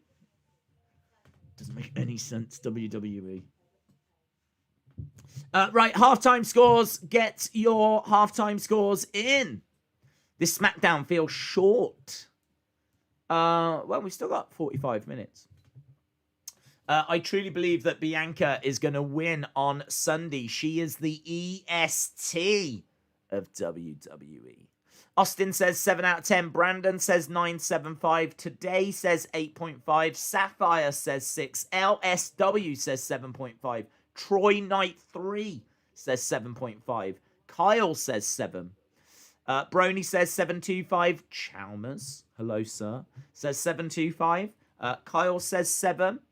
Jordan says Lingard has left United to West Ham. It's a loan, I think, isn't it? But he's clearly not in our plans. Can't even get Van der Beek in the starting lineup. So, yeah, Lingard, it's probably best he does move on. I don't think he's the worst player to have in the squad for, like, Carabao Cups and maybe even FA Cups. And, I don't know, there's probably times where you could use him, but I think we're well past the point where I think there's other options and other players that we could bring in that could do a more consistent job for us. So I hope he goes on and does well. He's still like in his prime, but LD Cool 7, but he's not left for good. That's the thing. Also Till I Die 7.5. Happy. Brian says 7.5. The Roman they segment donated helped. $5 via a super chat. 8/10. What if Ronda shows up and replaces Natalya? They are great friends after all. Yeah, but why would Natalya allow that? Why would unless Natalya got injured and she's like, I've called a friend. I'm injured, I'm out. I know I was meant to be number 30. But WWE have kindly... I mean, you could tell that story. That's a good shout, actually. That's a good shout. It's a good shout. Natalia is a great friend of Ronda. Why is Tamina even in this match, though? Oh, that is a good shout. Scowls, look at you coming in, blowing my mind. Rabnud says 6.75. Brony 725. This is wrestling 9.5. Brother Nero says, imagine Jay and Jimmy Uso. David Hall says 7. J14 says 725. Kim says 9. Muhammad Ali says 7.5. Warsaw Till I Die says 7.5. Dean Gilson says GOT. Yep. Phil B says 8. Asker says 7.95. Clay Harrison says 9. Lava Wolfie YT says 6. BB Yipsy says 6. John says 8.2. Hayden says 7.05. Ian says 7. Brandon with a 9.51. Trey with a 7.35.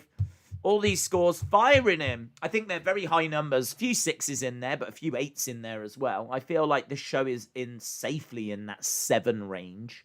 I don't know exactly what. We'll see what the next 40-odd minutes bring. But I think we can all agree that for a go-home show, this has not been a disaster by any means necessary. This has actually been a very enjoyable, solid, if maybe unspectacular show, but Bianca Bayley was great. And we are sitting here on the verge of Daniel Bryan against AJ Styles. So, do you know what I mean? And we've just come off that great Roman Reigns promo, so... Goldberg bleeds for you. Man, he is such a mark, says Butterspark. As a Sheffield United fan days, thank you guys for the win on Wednesday night. 7.5. Yeah, that was disappointing. That was disappointing. You do feel with Man U, though, that they have always got potential to throw it away at some point. And we could easily go on a bad run now. I am a little worried about the Arsenal game. I think we got Arsenal, is it tomorrow? Sunday? Can't remember. It's this weekend. So, yeah, not feeling brilliant. We definitely need a bit more consistency. I think we've got creativity in there, but it's not always there. That's the problem. Fernandez is our main creative output, and if he's having an off day... But Rashford seems quite inconsistent at the moment. So does Martial. Greenwood's very young, so you can't really put too much expectation on him. So it's difficult. When they're on form, when they're all singing and dancing, great. But yeah, we're still not quite there. But we're getting there. It's better than it has been. Right, we're just looking at Goldberg and Drew.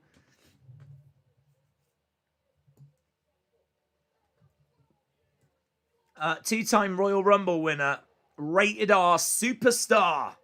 Edge, says Daryl. Rikishi, says J-Man. We've got an easy match, blooming Man City. Oh, yeah. Yeah, I can't see you getting anything from that. They're on fire. We have to organise and give all the same rating once and see what Days does. Right, we are going back. It is Daniel Bryan against AJ Styles. We've got 42 minutes left.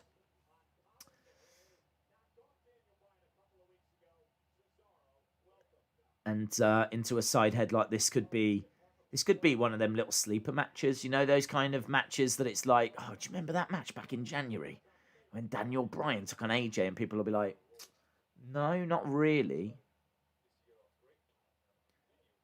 Cesaro is on commentary. He is. That's true about Cesaro. Former Andre the Giant. First ever Andre the Giant Memorial Battle Royal winner. We obviously never got that match last year because of the pandemic. I wonder if we get it this year. Daniel looking for an armbar on AJ. AJ getting his foot onto the bottom rope. I don't mind Goldberg being around, but him being put into title matches is just stupid. This match is to give Bryan some momentum, says Chalmers. AJ Styles gets taken down by Bryan, who backs into the corner. Nice kick of the arm. I must admit, now that a match has been announced for Backstage, I am a little more inclined to stream it. Like, now there's a match to watch.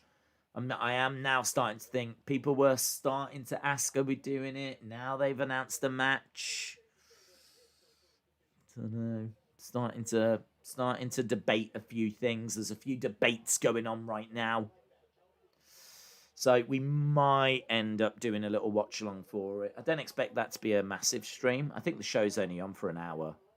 We might start about half an hour before or something, but I don't know. Now I've said it. Now it feels like, now I'm going to get people going, are we doing it? Are we doing it? Are we doing it? Which is fair enough. So I am leaning to it. Cesaro on commentary for this match. What's the worst that could happen, says LB. Days, I got right back. Thanks for the stream. Clay Harrison, shout out to you. Brony says, so is that a yes or a no?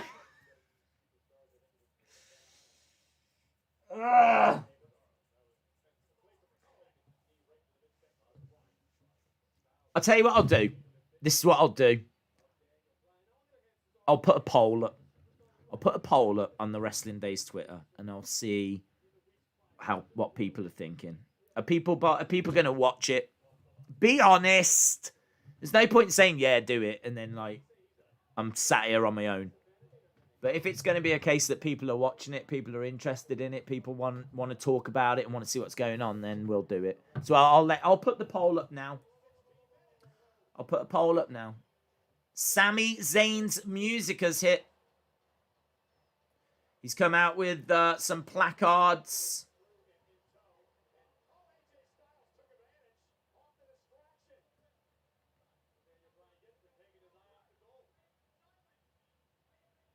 So he's coming down with his film crew and placards. That distraction is allowing AJ to take control.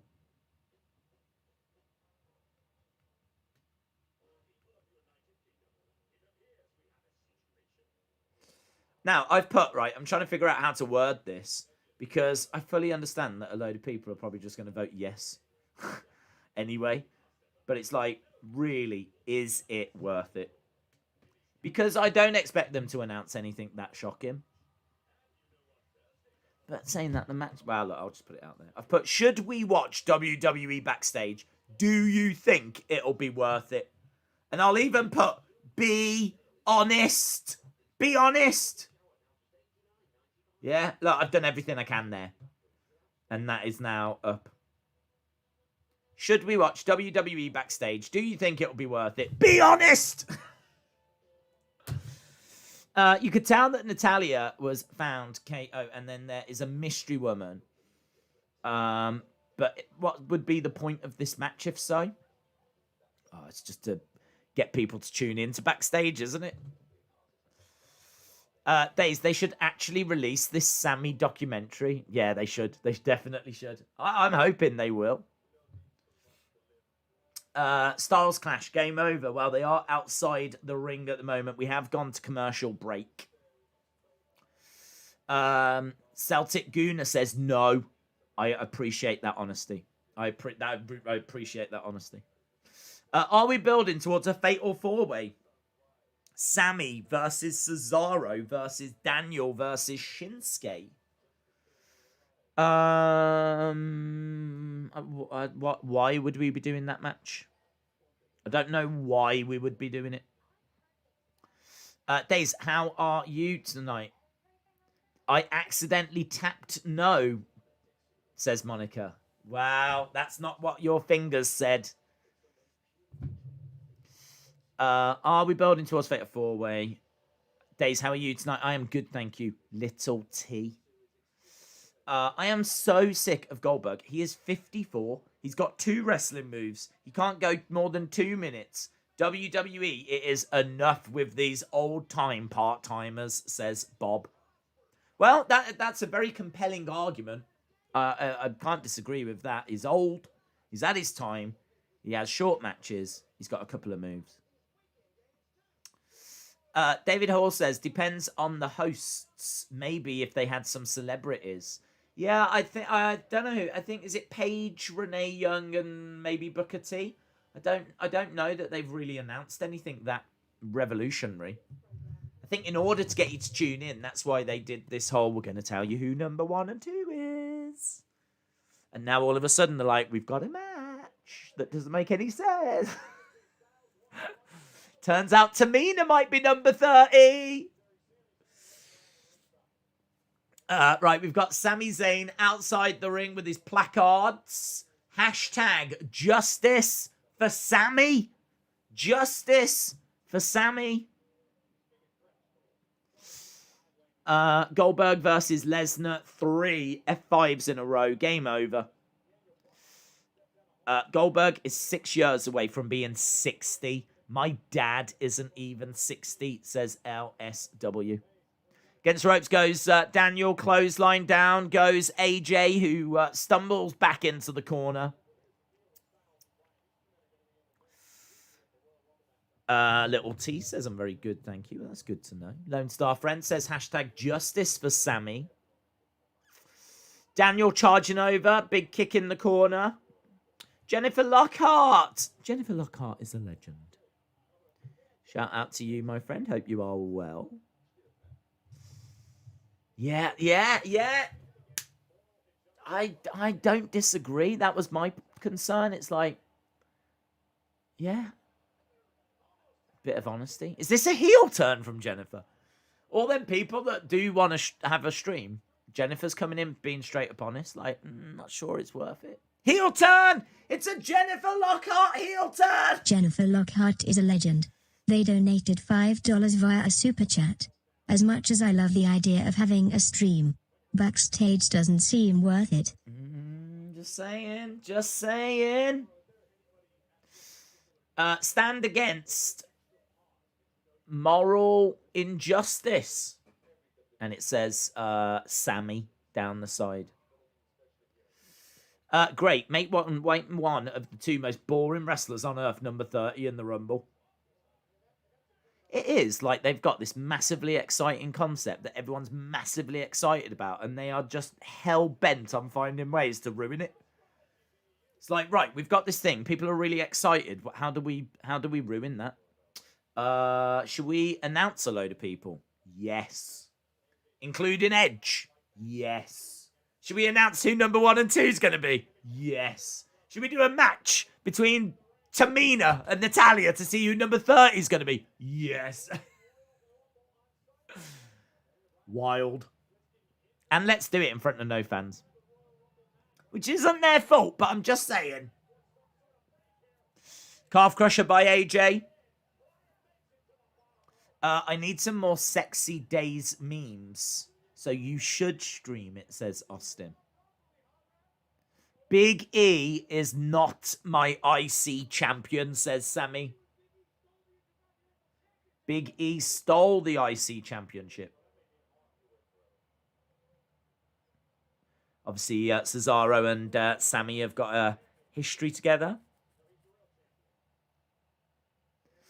Inzaguri by AJ. This is a good little match. I don't feel like I'm giving it the credit it deserves. I don't think WWE are giving it the credit it deserves because we've got Sammy distracting. We've got Cesaro on commentary. Oh, that was great. Daniel catching AJ. Plants him down. Looking for an armbar. Lovely transition into the LeBell. Look at that. Yes, lock. LeBell lock.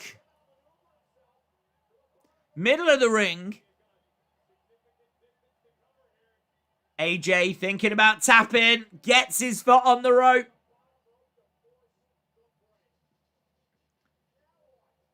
Now Big E's coming down.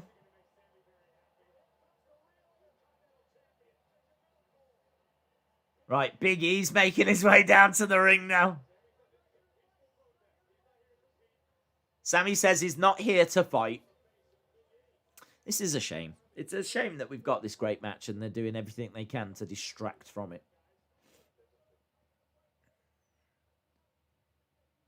Big E taking off his jacket. Taking off that IC belt. Charging over. That was, I'm sure I heard Velcro rip. I'm sure I heard the sound of Velcro ripping. Sammy thrown into a chair. Cesaro pushes Big E. Do you reckon this is leading to a ladder match?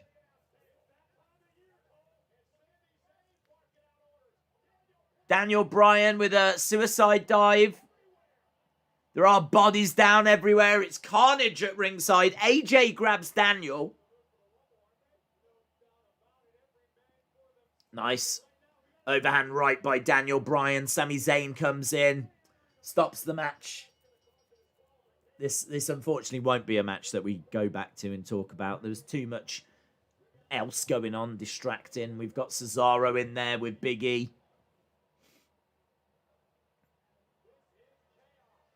And now Nakamura's music hits. Here comes Shinsuke.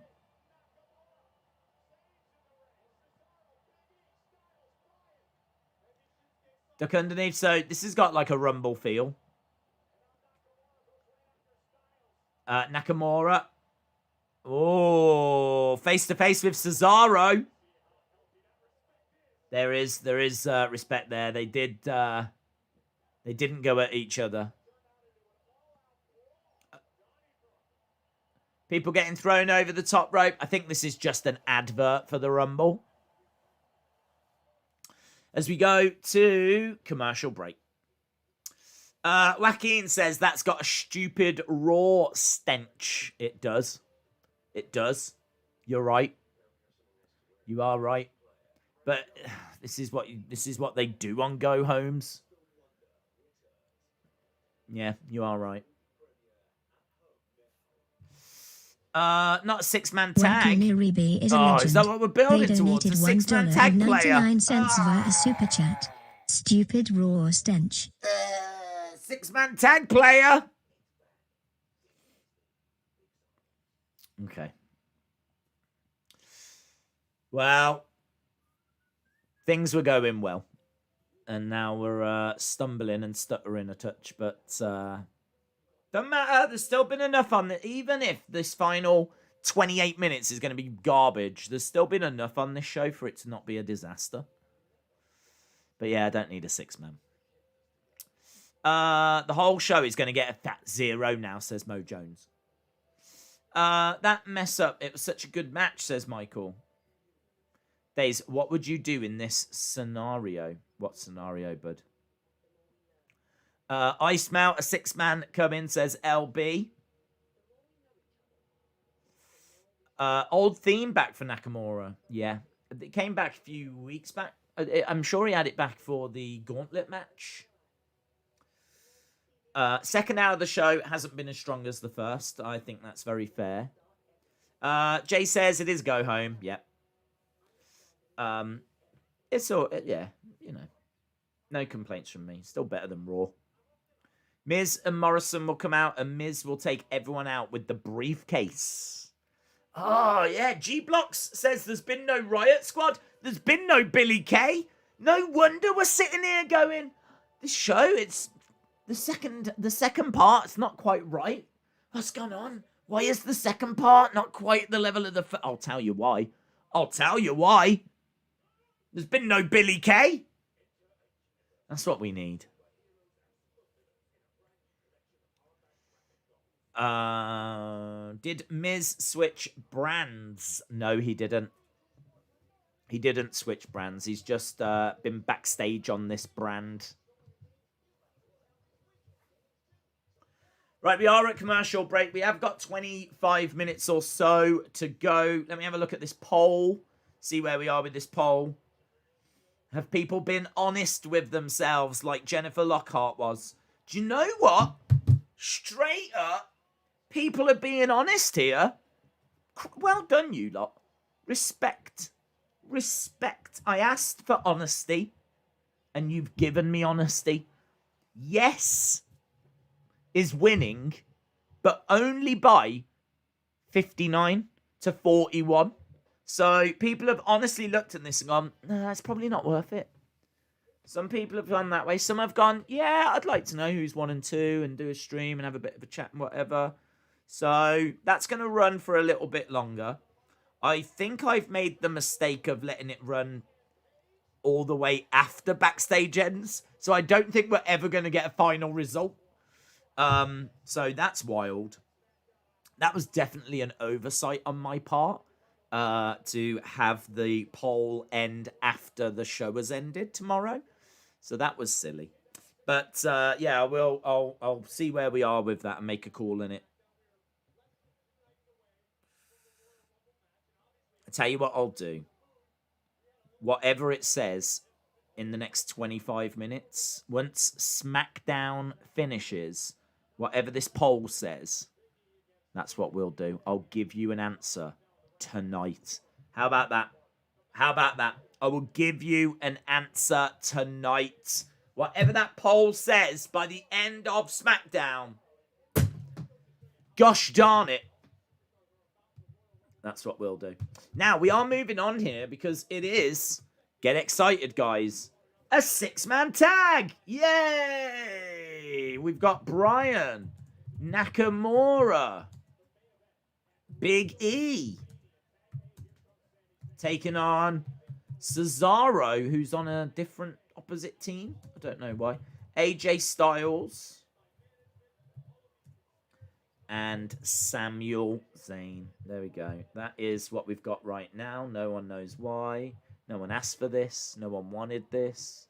It's another Raw example where some people have a singles match and then they're straight into a match straight after. What ifs?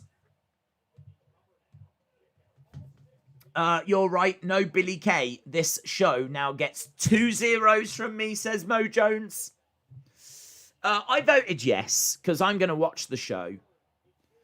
And I want my wrestling fam with me. Oh, John. John. You lovely guy, you. Liam says, I know AJ is on Raw, but imagine Big E versus Nakamura versus Daniel Bryan versus AJ versus Sammy versus Cesaro in an elimination chamber. That's a good shout. That's a great shout. That's a really good shout. I'm into that. Because the story is warranting it, isn't it? That's good. You've done good. I hope you look in the mirror and say today was a good day. I wouldn't mind Sammy winning the Rumble. He'd kill that with his angle. I just don't see him beating either champ. Same. I agree. And I think Sammy has got to be number 1.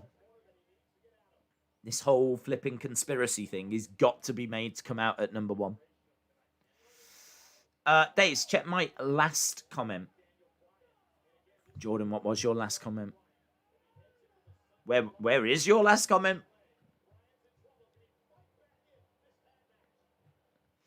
We go to commercial break again. We've only just come back from commercial break.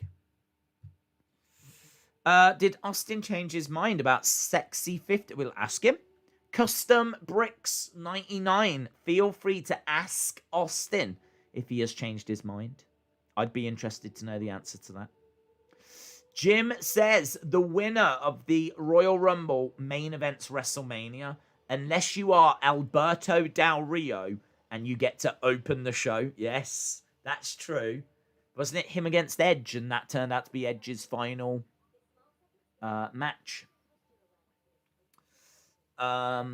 If we don't get an actual Sami Zayn conspiracy documentary, I'll be seriously cross. Days, his last comment said, you suck. Oh, wait, that was my last comment. Okay. Please don't ignore the subject, Austin. People are asking you questions. AG Games says, Days, what would you do in this scenario if we counted down and it was Sean? I love that. Someone in the chat, I keep forgetting who, I think it was David Paul, said that if Sean is in the Rumble, he will have been in 5 different decades worth of Rumbles. He was in an 80s Rumble, 90s Rumble, 2000s Rumble, 2010 Rumble, and he will have then been in a 2020s Rumble. He would have been in 5 different decades of Rumbles. You've got to put HBK in there for that reason alone. That is a great fact. That is a great fact. 5 different decades worth of Rumbles, people. Open your eyes, sheeple. Amazing. Austin says, some 50-year-olds can be sexy. Yes! Yes! We did it. We changed his mind. Yes! We made him see the light. Amazing. Here's still Austin from the block. He used to have a little, now he's got a lot. That's J-Lo, who is 50 or over 50. I'm not sure. I was going to sing some Jay-Z, and then I'm like, dirt on my shoulder. How does that go? 99 problems, and Austin isn't one. Austin is one. Fun fact, Austin's definitely a problem. That SM factoid makes me feel old, says John. Seth opened the show, and he won the Rumble as well against Brock.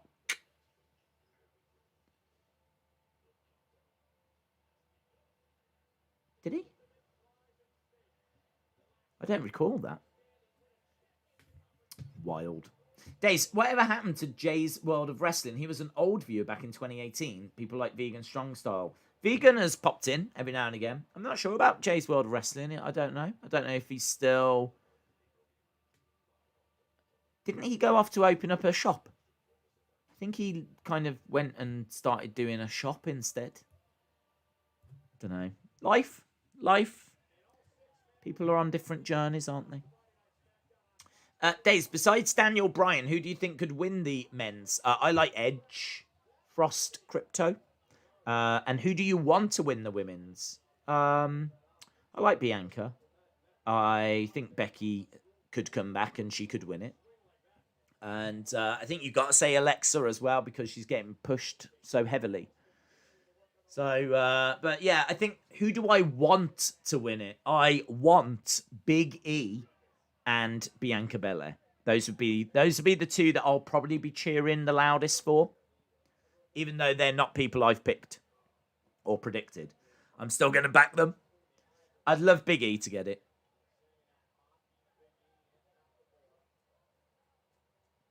Moxley could win the Rumble. Big Daddy V. Bruh. Did the Rumble ad just show Liv getting eliminated by Lana? I'm disappointed, but that means WWE is noticing Liv. I wouldn't read anything into posters, adverts. It's all done by marketing. It doesn't necessarily correspond to who's getting pushed. Plus, considering Vince can think one thing on a Monday and have it changed by Monday night, I wouldn't read anything into that. Missile dropkick by Daniel Bryan. We've only got 17 minutes left. Is this our main event? What's going on? What is this conspiracy? Sapphire says, Sami Zayn is the greatest IC champion. Days, I like that we're getting Natalia Tamina, winner number 30, even though they are on SmackDown and teaming together. Okay, Anthony, you're a fan of it. It happened at WrestleMania 35 as the Mrs. Rollins main event. Do you know, I 35 is such a weird WrestleMania. There's a lot about it I can't quite recall. Wasn't that the one where it was like Kurt Angle, King Corbin? Was that 35? I think it was. Ms. Shane? I can't remember what the world was like before the pandemic hit. I don't even know if there was one. Have we always been in a pandemic lockdown? I can't remember. Big E getting pumped up. I would hate for Edge to win, says Timmy. Here comes The Miz. This show, who's booked this show? Why is there so many people around?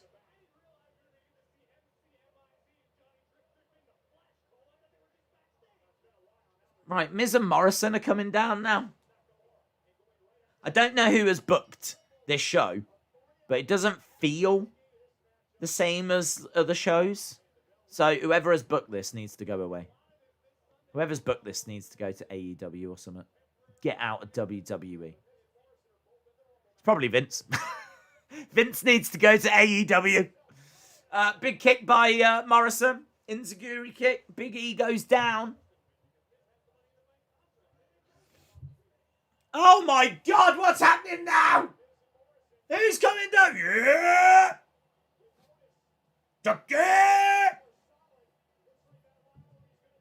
Otis making his way down.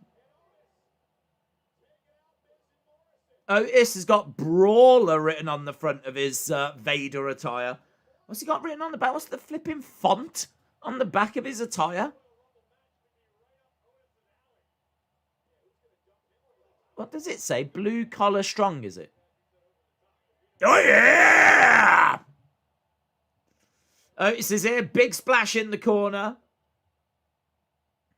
So, if you did watch Daniel Bryan, AJ Styles, that was irrelevant. Then out of that, we got a 6-man tag. If you did watch that match, that was, fun fact, also irrelevant. So, it seems like this 2-hour SmackDown is about half an hour too long for them. Even this 2-hour SmackDown, they're like, oh, I don't know. We can do a good hour and a half, but half an hour, we're just going to have to wing it. Let's just keep sending people down. Do you think they'll notice? Let's send people down. We'll send down flipping Big E. We'll send down Miz and Morrison. We'll send down Shinsuke. We'll send down Otis. Woo! Days will Lana return. Yeah, in this match. Flipping everyone's coming down in this match. Helicard says, 8-man tag now. No, they can't do that. They can't do that. They're not doing an 8-man tag now, are they? Part of me wants them to. Just the gall, the absolute gall of doing, of having a match and then replacing that match with a 6-man. And then replacing that match with an 8-man. The gall of doing that. Oh, I want them to do that now. Have we ever seen this? Have we ever gone this far down the rabbit hole where we've now got like a third match that's been created because of outside interference? How far can we go? How far can we go?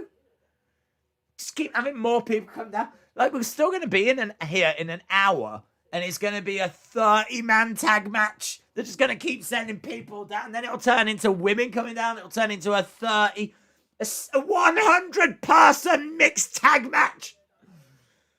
Oh, they're just going to keep going straight through to the Rumble.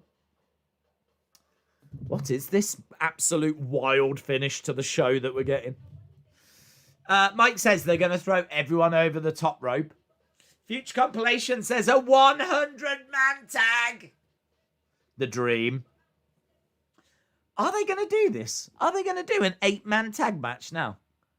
I do want it. I am sitting with 12 minutes to go. I'm like, let's do it. Let's do it. Why not? What have we got to lose? You only live once.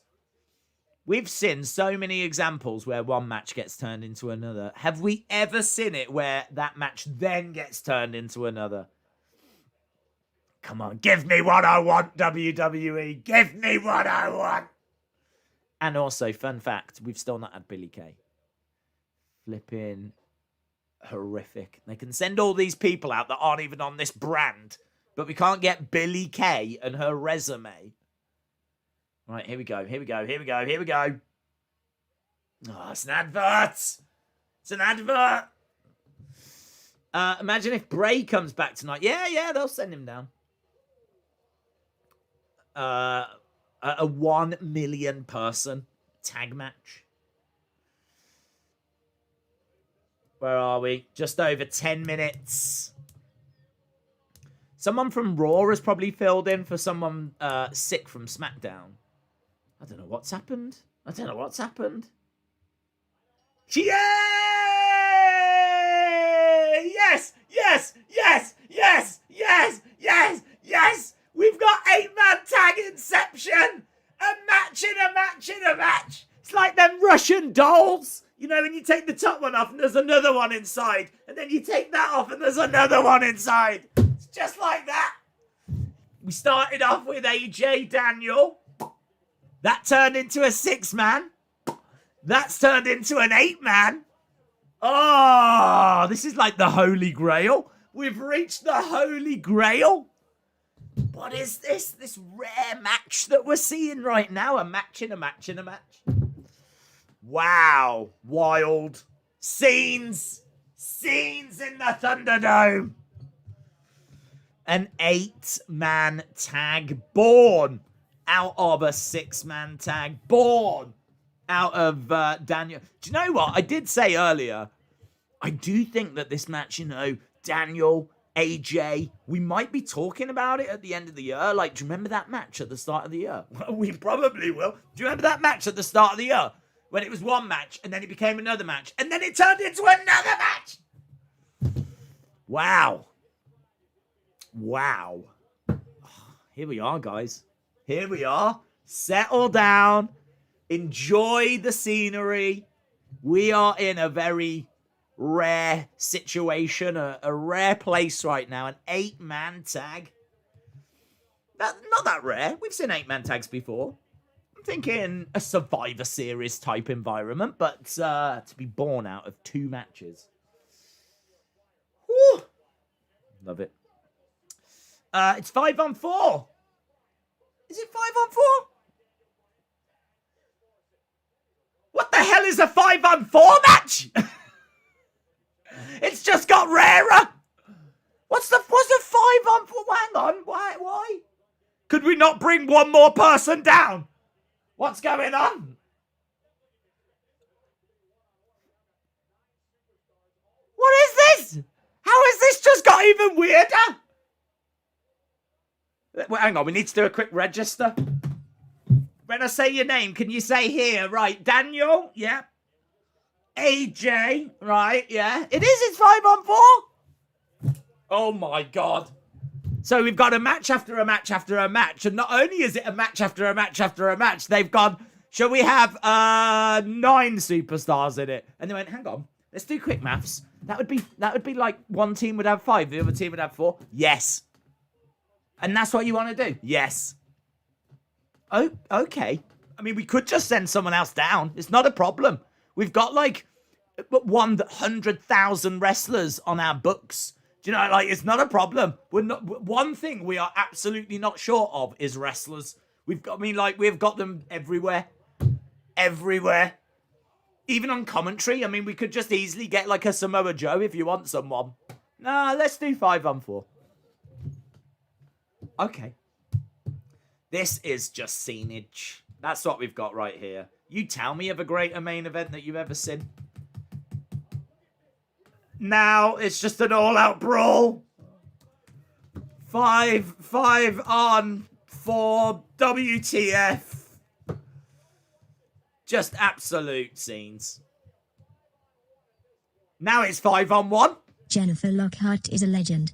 They donated $5 via a super chat. 5-on-4. Come on, Billy Kay. Here's your chance to save the show. Now we've got someone! Oh my God! Oh, are they going to make another match? Sheamus is here! Sheamus is here! Is this a different match or the same match? I don't know what I'm watching now! Oh, it's a 5-on-5! It's a 5-on-5! It's become a 10-man! Ah! This is scenes! Sheamus has come down!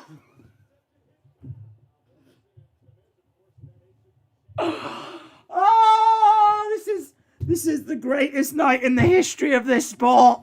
The greatest night in the history of the sport. Sheamus is here. Oh my, I've got to change it all again. I've got to change the graphics again. Oh, I can't cope with this. I can't cope with this. 5 on 4. We thought that was weird. Now Sheamus has come down. Oh my God, it's a 10-man tag. It's a 10-man tag. Oh, it's absolute scenage. Oh, we need oxygen. I need oxygen. I can't cope with this. I can't cope with this. They have outroared Raw. They have managed to become Rawer. This is Friday Night Rawer. That's what we've got right now. Single leg drop kick by Shinsuke. Goes for a kick to Sammy. Blue Thunderbomb to Sammy. Everyone's getting planted down. I don't even know who's on anyone's team anymore. They're all just hitting each other, putting each other down. Oh, Cody O'Leary says, I am so confused right now. Well, no need to be confused. Finally, we've got to the end of this AJ Daniel Bryan match. Sheamus getting the win after a brogue. Oh my God. Cody O'Leary is a legend. And now, they donated who's coming down now? 29 cents via a super chat. Braun! I am so confused right now, but I love it. Braun is here! Braun is making his way down. Shoulder tackle, down goes AJ. The match is over, but Braun has come down. Boom! Oh my God, gaming in real time. Boom, Strowman's back. Strowman is ripped. Braun!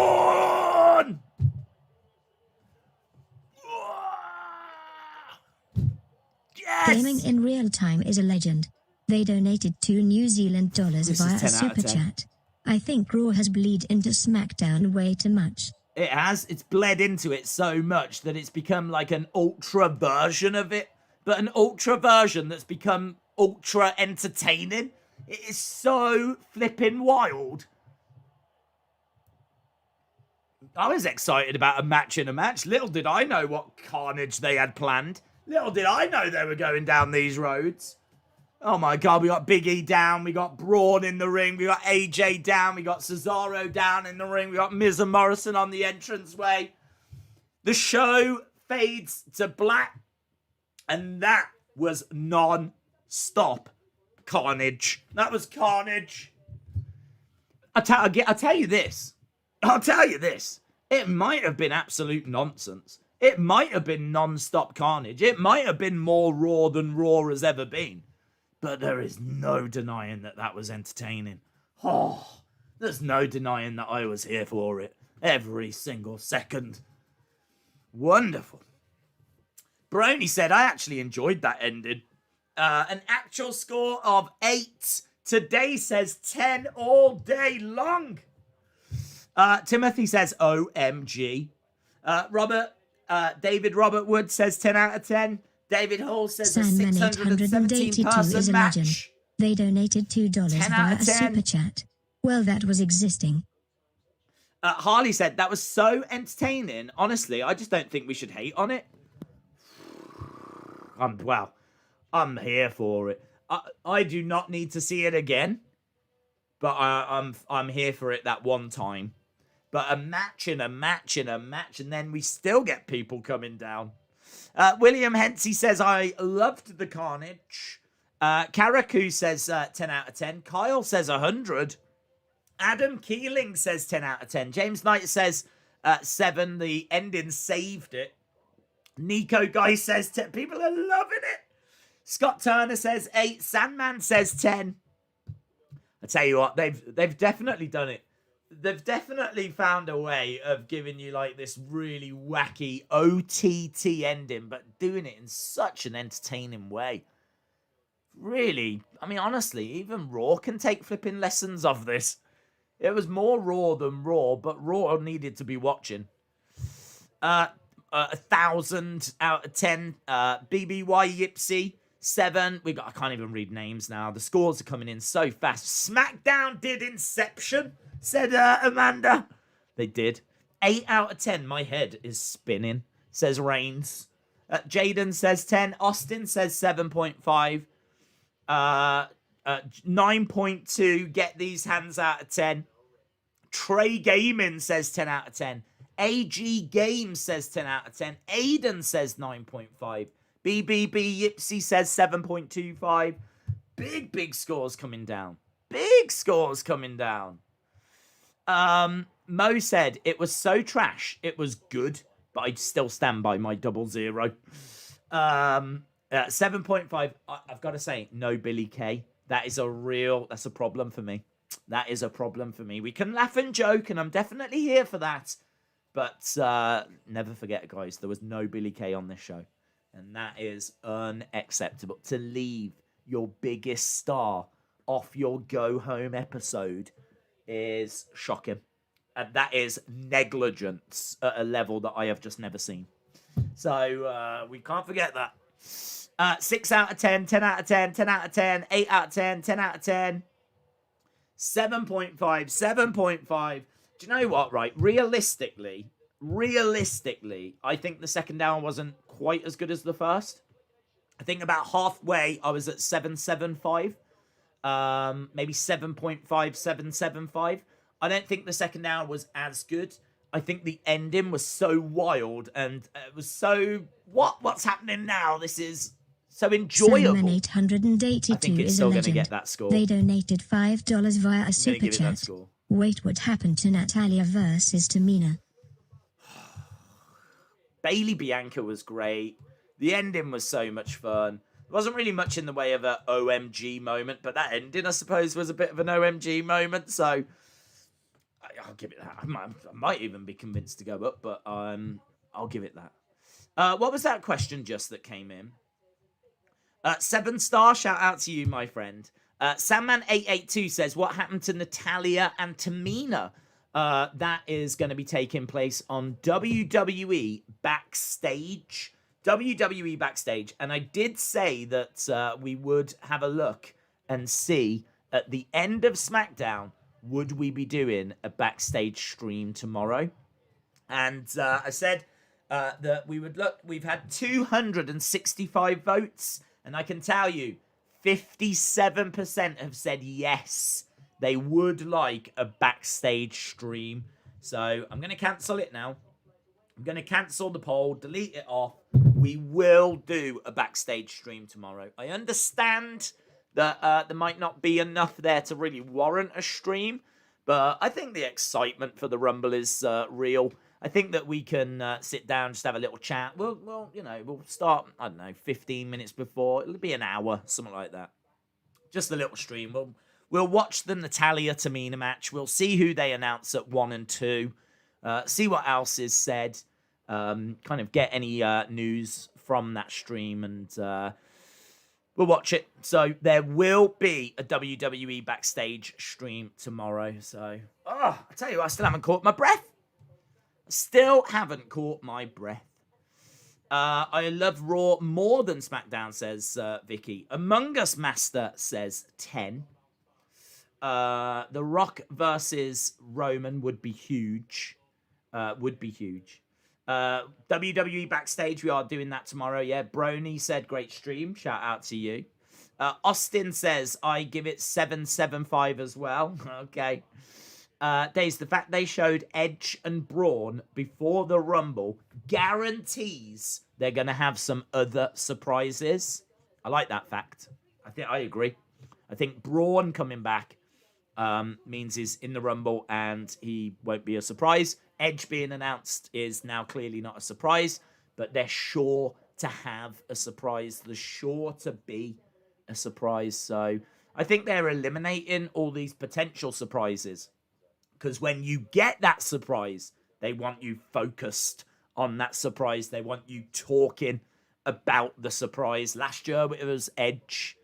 What is it going to be this year? You do get more than just one, but all the other ones are like smaller. They're not as big. But like Edge was this big one. What is it going to be this year? So Will Federico, shout out to you, my friend. Mark thinks Ronda could return. I do like the theory that Natalia wins, gets injured. She calls a friend. That friend is Ronda. I do like that theory. But Spark thinks it was an 8-2-5, which I think is a very fair score. Andres says, I've sent you those ratings, but it's in Spanish. Okay, that's cool. Shout out to you. I appreciate that. Days, how can we watch Backstage in the UK? If you Google FS1 watch free, you should get some results. Again, there are some questions around if it's legal, but there's ways to watch it. If you wanted to watch wrestling, then you could maybe type something in that would allow you to watch wrestling. And you might be able to go that way as well. So there's a few ways. I don't feel bad for saying these things because we don't have it. To my knowledge, there is no way of watching FS1 in the UK. So what are people meant to do? So yeah, I think we watch it and we'll see kind of what gets announced. What time does Backstage start? I think it's 8 Eastern, which means 9, 10, 11, 12, 1 a.m. in UK time. So 1 a.m. UK time. We'll probably start 15 minutes, half an hour before. And we'll do a little stream for that. In all fairness, I didn't know what I was going to do tomorrow. So at least this brings some clarity to it. We'll watch this WWE Backstage. Couple more minutes and then we are gonna go. Still buzzing off that finish. Isn't Braun returning an OMG moment? I don't think so because like we've seen, I expected him to come back. He's not like the biggest name. We saw him last year feuding with like Bray. I understand he's a former Universal Champion and whatever, but I don't know. Like him coming back is wow, yeah, it's Braun, that's cool, but is it really OMG? Is it something people are going to lose their minds over? Like for me, an OMG moment is I don't even know how long he's been away for. Did we last see him on like Raw Underground or something? I've got such a weird relationship with Braun because I've met him and he's such a nice guy and he's clearly a monster. But again, the presentation of him has not been brilliant. Like they just never seem to know what to do with him. When he was flipping things over, he looked like a killer. He looked awesome. That was the best he ever looked. Was when he was flipping stuff over and he was in that feud with Roman. That was great. That was awesome stuff. But since then, it's not been as strong.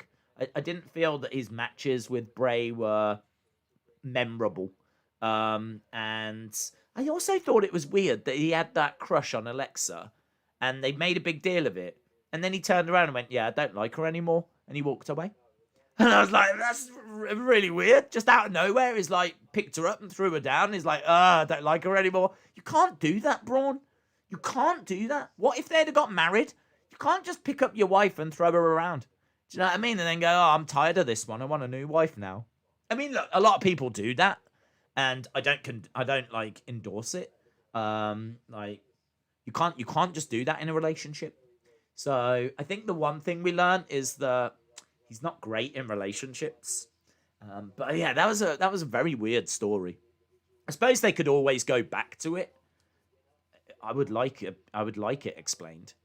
But then like after that, I can only remember him on Raw Underground, and I can't remember anything after that point. So nice that he's back. I can't say it's an OMG moment for me. The bigger OMG moment is making a match out of a match out of a match and then still bringing people down. That's a bigger OMG moment. Austin 316, shout out to you, my friend. Braun, Sheamus, Shinsuke, are they all face? Shinsuke, I believe, is. Sheamus, we're not sure on. Braun, yeah, I suppose he could be. I suppose they could be. I don't know what they're doing with Sheamus. I don't kind of trust Sheamus. I don't know what he's doing. He's kind of a in-betweener, isn't he? So, JS17 says, Days, that was the most confusing and weird ending ever. I think Braun is a face now. because they were piping in cheers and only going after heels. Okay. Well, Braun as a face, that's fine. I mean, I don't mind Braun as a face. I mean, as he said, I don't know what he was when he was on Raw Underground. I can't remember what he did after. So I can't remember if he left as a face or a heel. But if he's come back as a face now, that could be fun. I'd be down for that. Could they be building to Braun against Roman? Could that be a future feud for Roman? To have to get past a face Braun? That's quite interesting. Obviously, they're building Nakamura as well. That's quite interesting. Sheamus, I can see him and Drew maybe at some point. So, yeah, there's lots of, like, things spinning around and things happening. So, it's interesting. It's interesting. Harley says, I'm going to give it an 8 because of Bryan's promo, the Bayley Belair match. Yep. I wasn't really feeling the Corbin match, if I'm being honest. Good match team, Bryan and AJ. Little disappointed that it didn't get, like... there was too many distractions. Entertaining ending. The Roman promo. Yeah, I mean, I don't disagree. I think there's a lot of really good points you make there. And I think we're very close in score. Did you catch one championship today? I didn't. No, I didn't. Has Braun been announced to be in the Rumble? I don't believe he has, but now he's back. He's almost certain to be in it. Former champion. He'll get added. I should imagine they'll announce it on social media. So, right, we're done anyway. We are done, my friends. Thank you so much for joining us. I hope you had a good time. Hope you had fun joining us for this go home episode of SmackDown. Didn't know like what to expect from the show. Certainly didn't expect what we got. We got some SmackDown awesomeness. We got some bizarre stuff. We got some returns. There was a little bit of everything in there. Certainly an entertaining 2 hours. And sets the scene up nicely for the Royal Rumble. We are back tomorrow. We will do that WWE Backstage stream. And we are also here on Sunday, of course, for the Royal Rumble. So make sure you join us for that. Thanks a lot, my friends. Have a great evening, morning, wherever you are in the world. And hopefully, see you again next time. Bye for now.